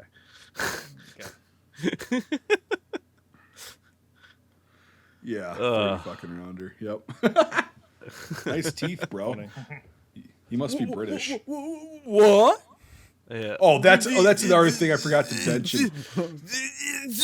You're telling me you're gonna give a guy wings who can't talk under stress on a fucking radio? Yeah, fuck that. Yeah, bullshit. Whoever came up with that fucking farcical idea should be fucking publicly drawn and fucking quartered. That was so retarded. Yep. Like, good God. But we have to have comedy, and stuttering is funny, I guess. Exactly. Yeah, it's very funny. Making fun of the disabled. If this was Way to Nazi go, Germany, Michael you'd Bay. be in the T4 program, but here you are, got wings. I did like the 1917 A1 helmets. I was impressed by that they didn't just use like World War II British ones like everyone else does. The Mark II. The K-Pox were nice too. I saw no life belts. This is at a time, but they would all have to be real. 1903 is nice too. Yeah, 1903 Springfield.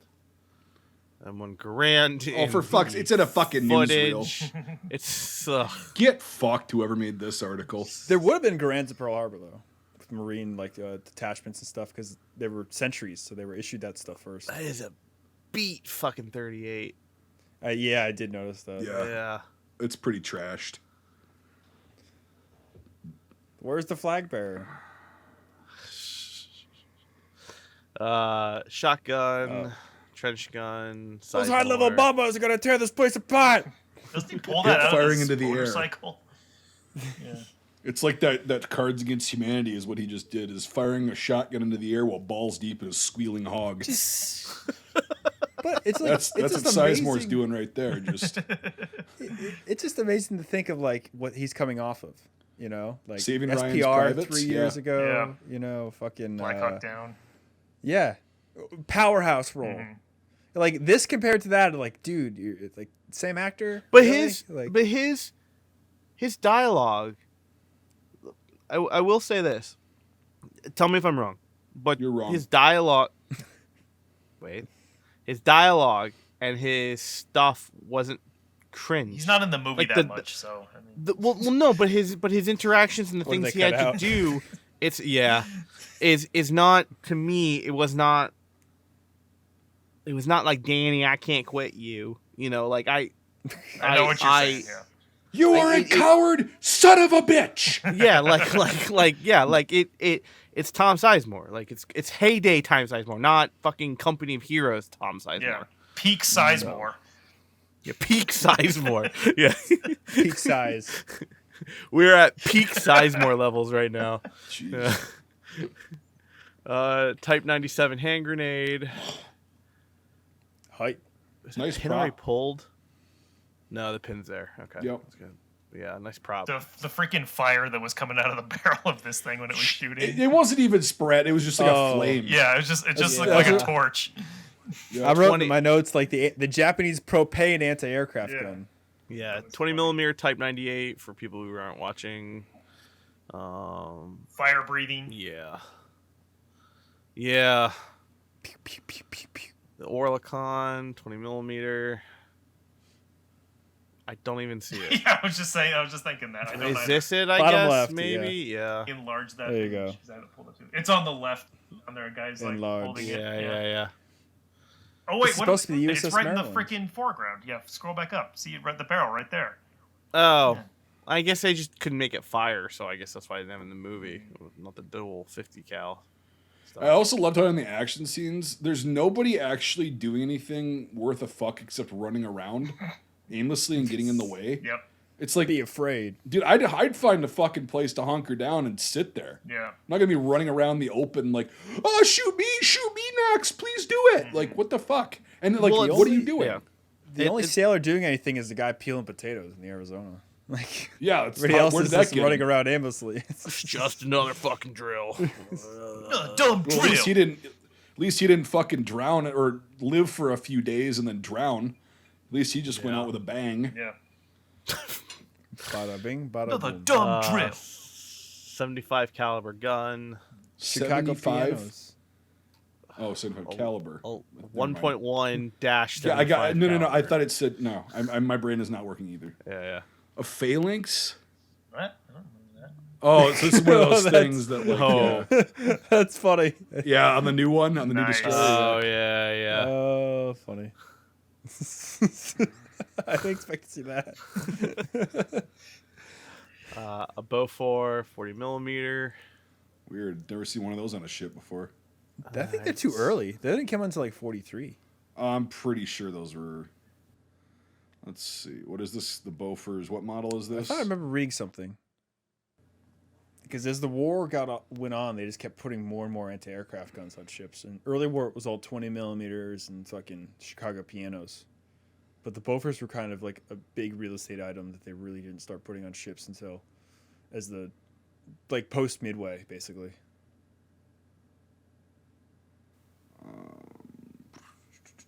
This is when I thought miniatures looked really good, by the way. So that is actually miniature. That's not CGI. Yeah. Interesting. That's all miniature. Well, the humans integrated into it looks pretty good. So these are people on a set. Mhm. Notice how this is two-toned. Oh yeah. That's all miniatures. The explosions. Notice there's no fire past this. Why did I say it like that? Past this. This. Then if you look at the footage, like all the fire will be above this part here.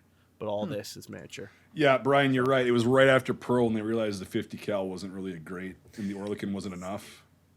But it was right. It one of was those, right like- after. It was right after Pearl. They started just. Yeah, Yeah. it was one of those random things I picked up in the last 2 years where it was like, oh, interesting. They had a real problem, and then they fixed it so quickly you don't really hear about it.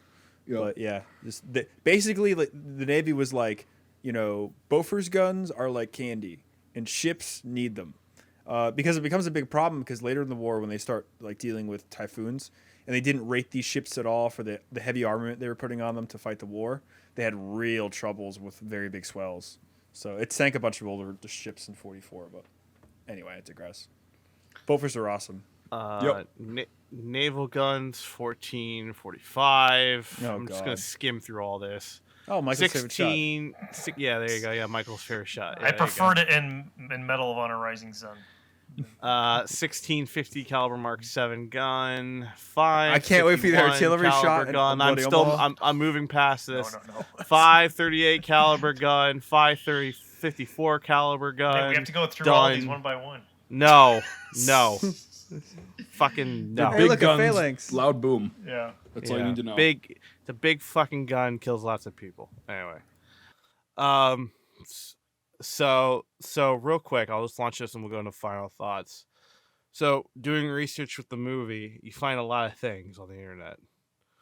Apparently, and it's been I guess it's gotten some traction recently because it kept coming. There are all these articles recently in the last 2 months about it. It's fucking funny. Anyway, there is evidence and people are convinced that there is a digital copy of Bruce Willis in Pearl Harbor. What? Check out the link I just sent you Okay. from Die Hard. Oh,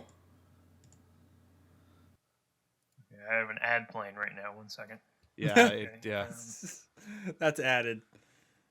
No, it's in my VHS copy, Brian. Are you kidding me? I am not kidding you. It's in my VHS copy from two.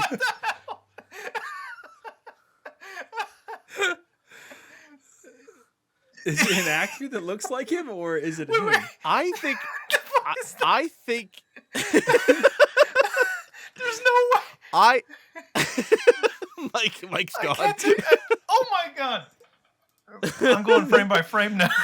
Bruce Willis in Pearl Harbor. I will tell you, he's in the VHS copy, 100%. Oh my god.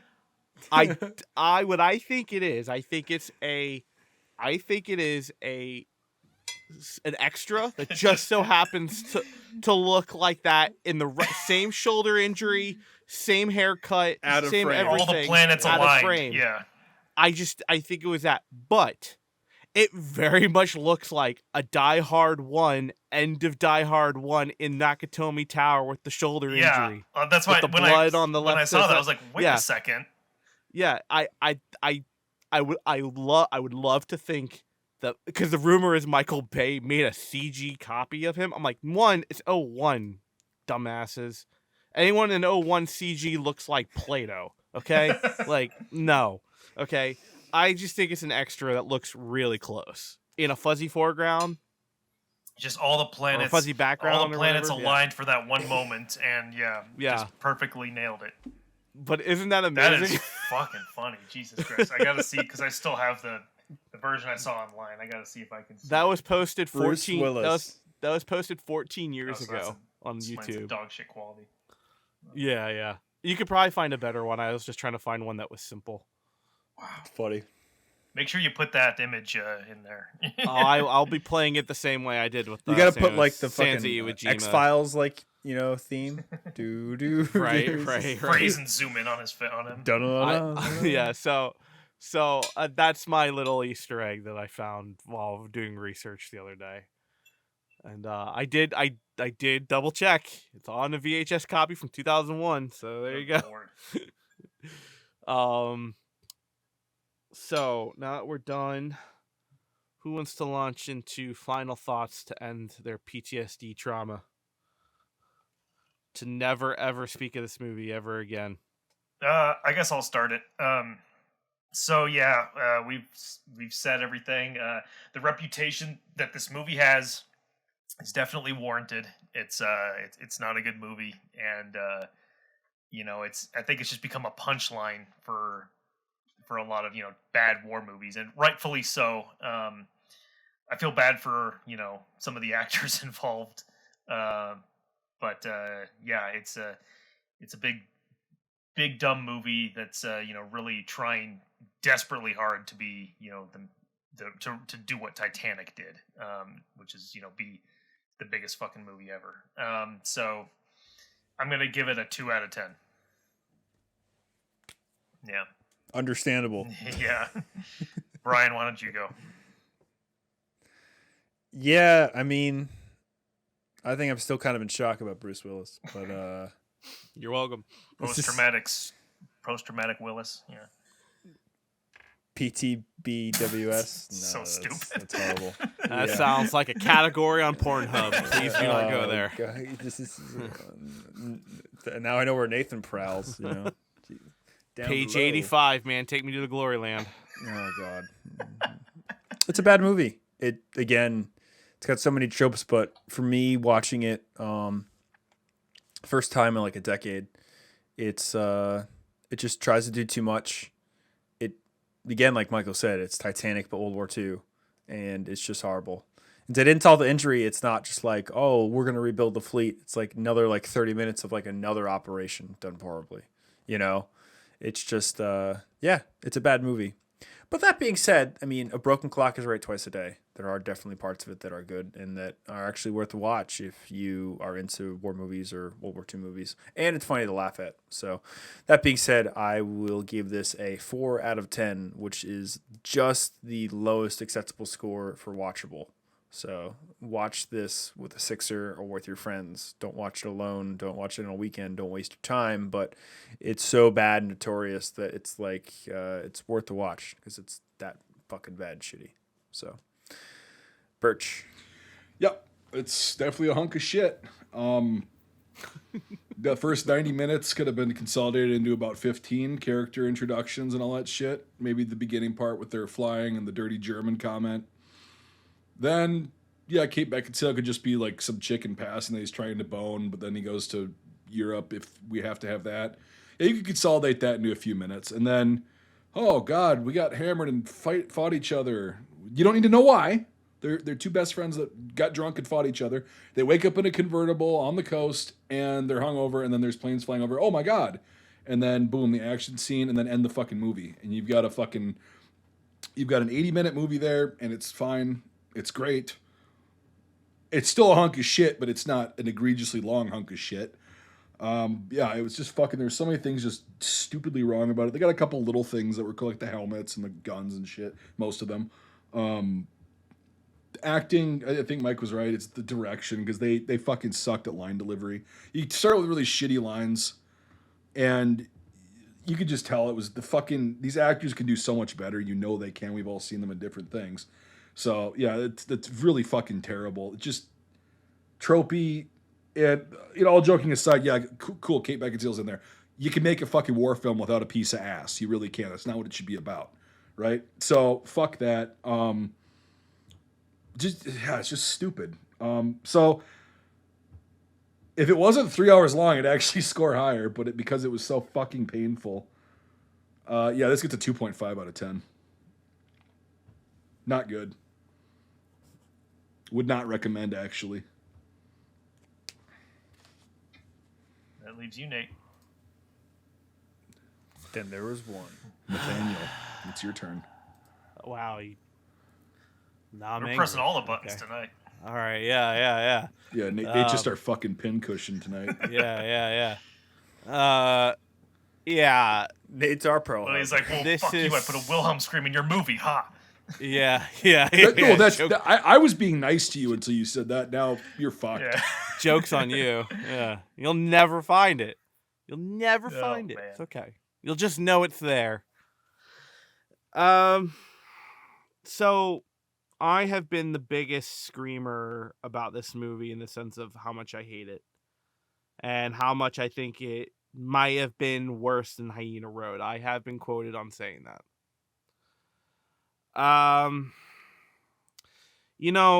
Coming back at this after 17 years, I can look at it like an ex-girlfriend. Just don't ever want to go back in that mind's place ever again. So,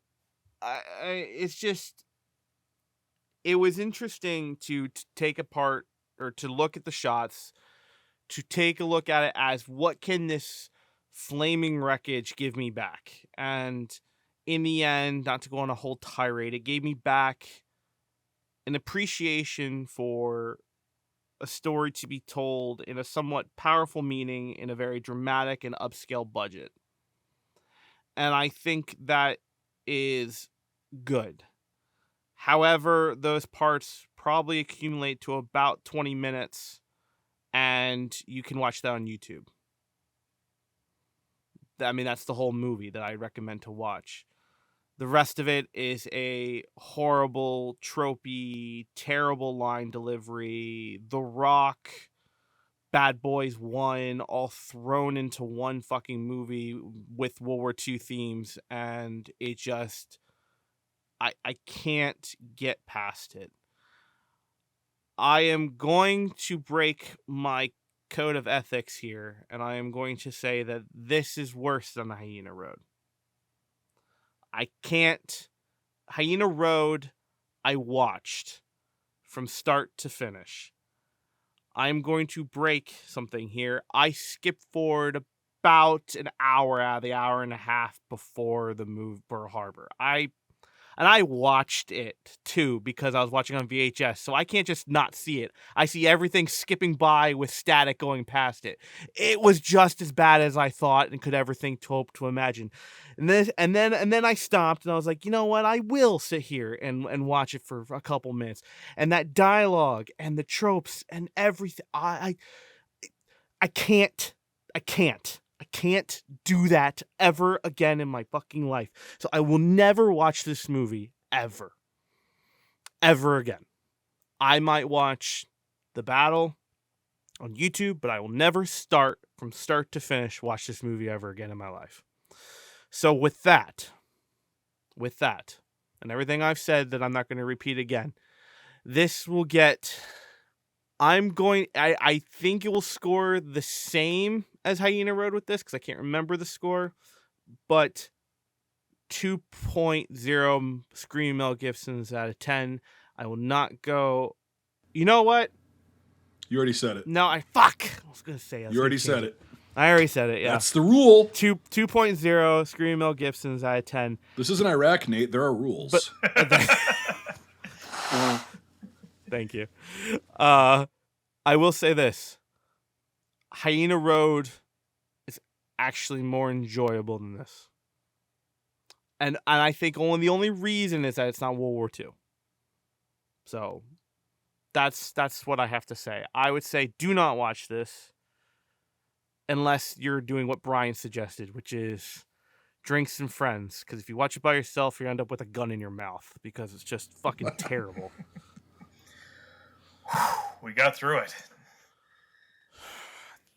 Giving all the numbers to our swollen naval intelligence officer. Dan Aykroyd himself. It's big as a Buick in this one. Big as a Buick. Fucking huge. Mr. Not on antibiotics at all. Yeah, there was... Yeah. When you make me look like I just walked out of Auschwitz, it's not good. Fucking unrecognizable. But I'm glad he's doing better now. Yeah. We get a score of 2.6. That Skull Tequila is really doing them well.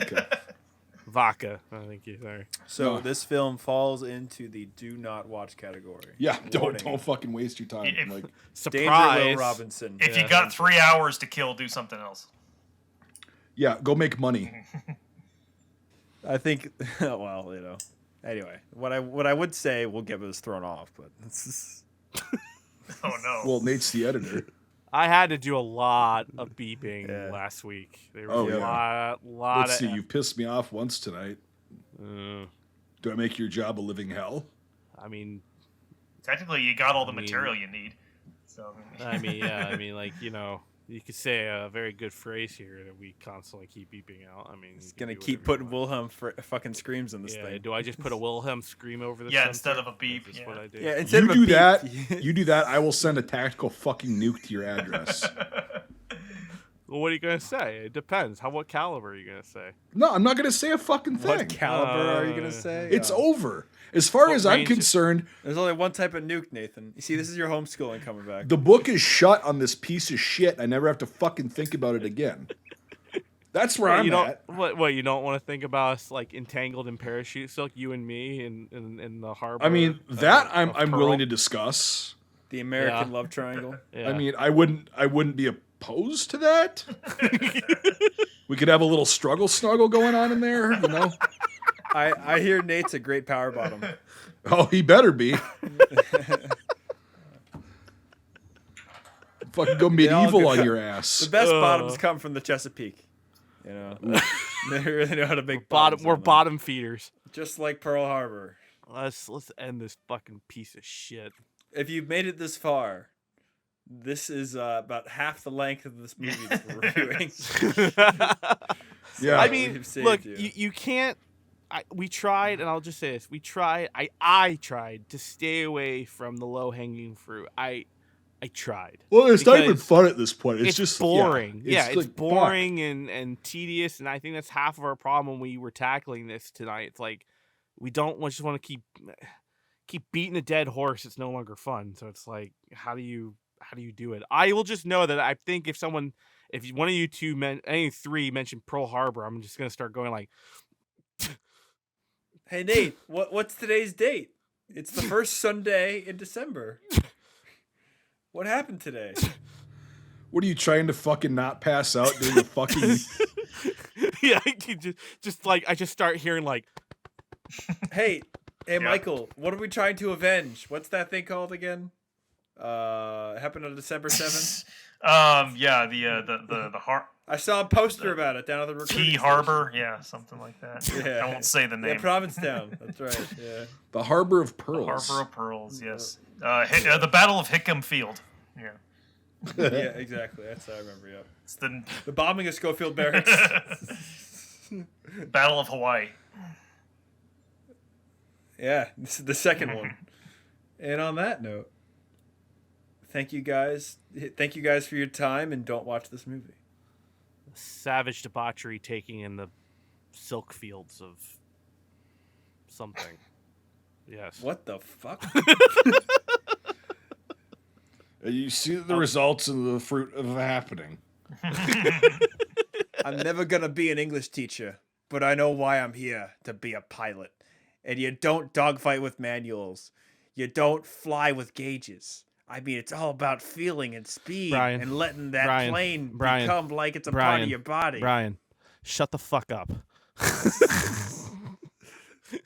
Why do people hate this dialogue? Catch you next week. I was only halfway through the quote. Thanks for joining us. If you enjoyed this episode, make sure to leave a rating. Otherwise, Mel Gibson won't stop screaming. If you like this content, make sure to check out our Facebook, YouTube, and Instagram pages. If you want to directly support our work, make sure to check out our Patreon. All these links are in the description below. Until the next time, Scuttlebutt out.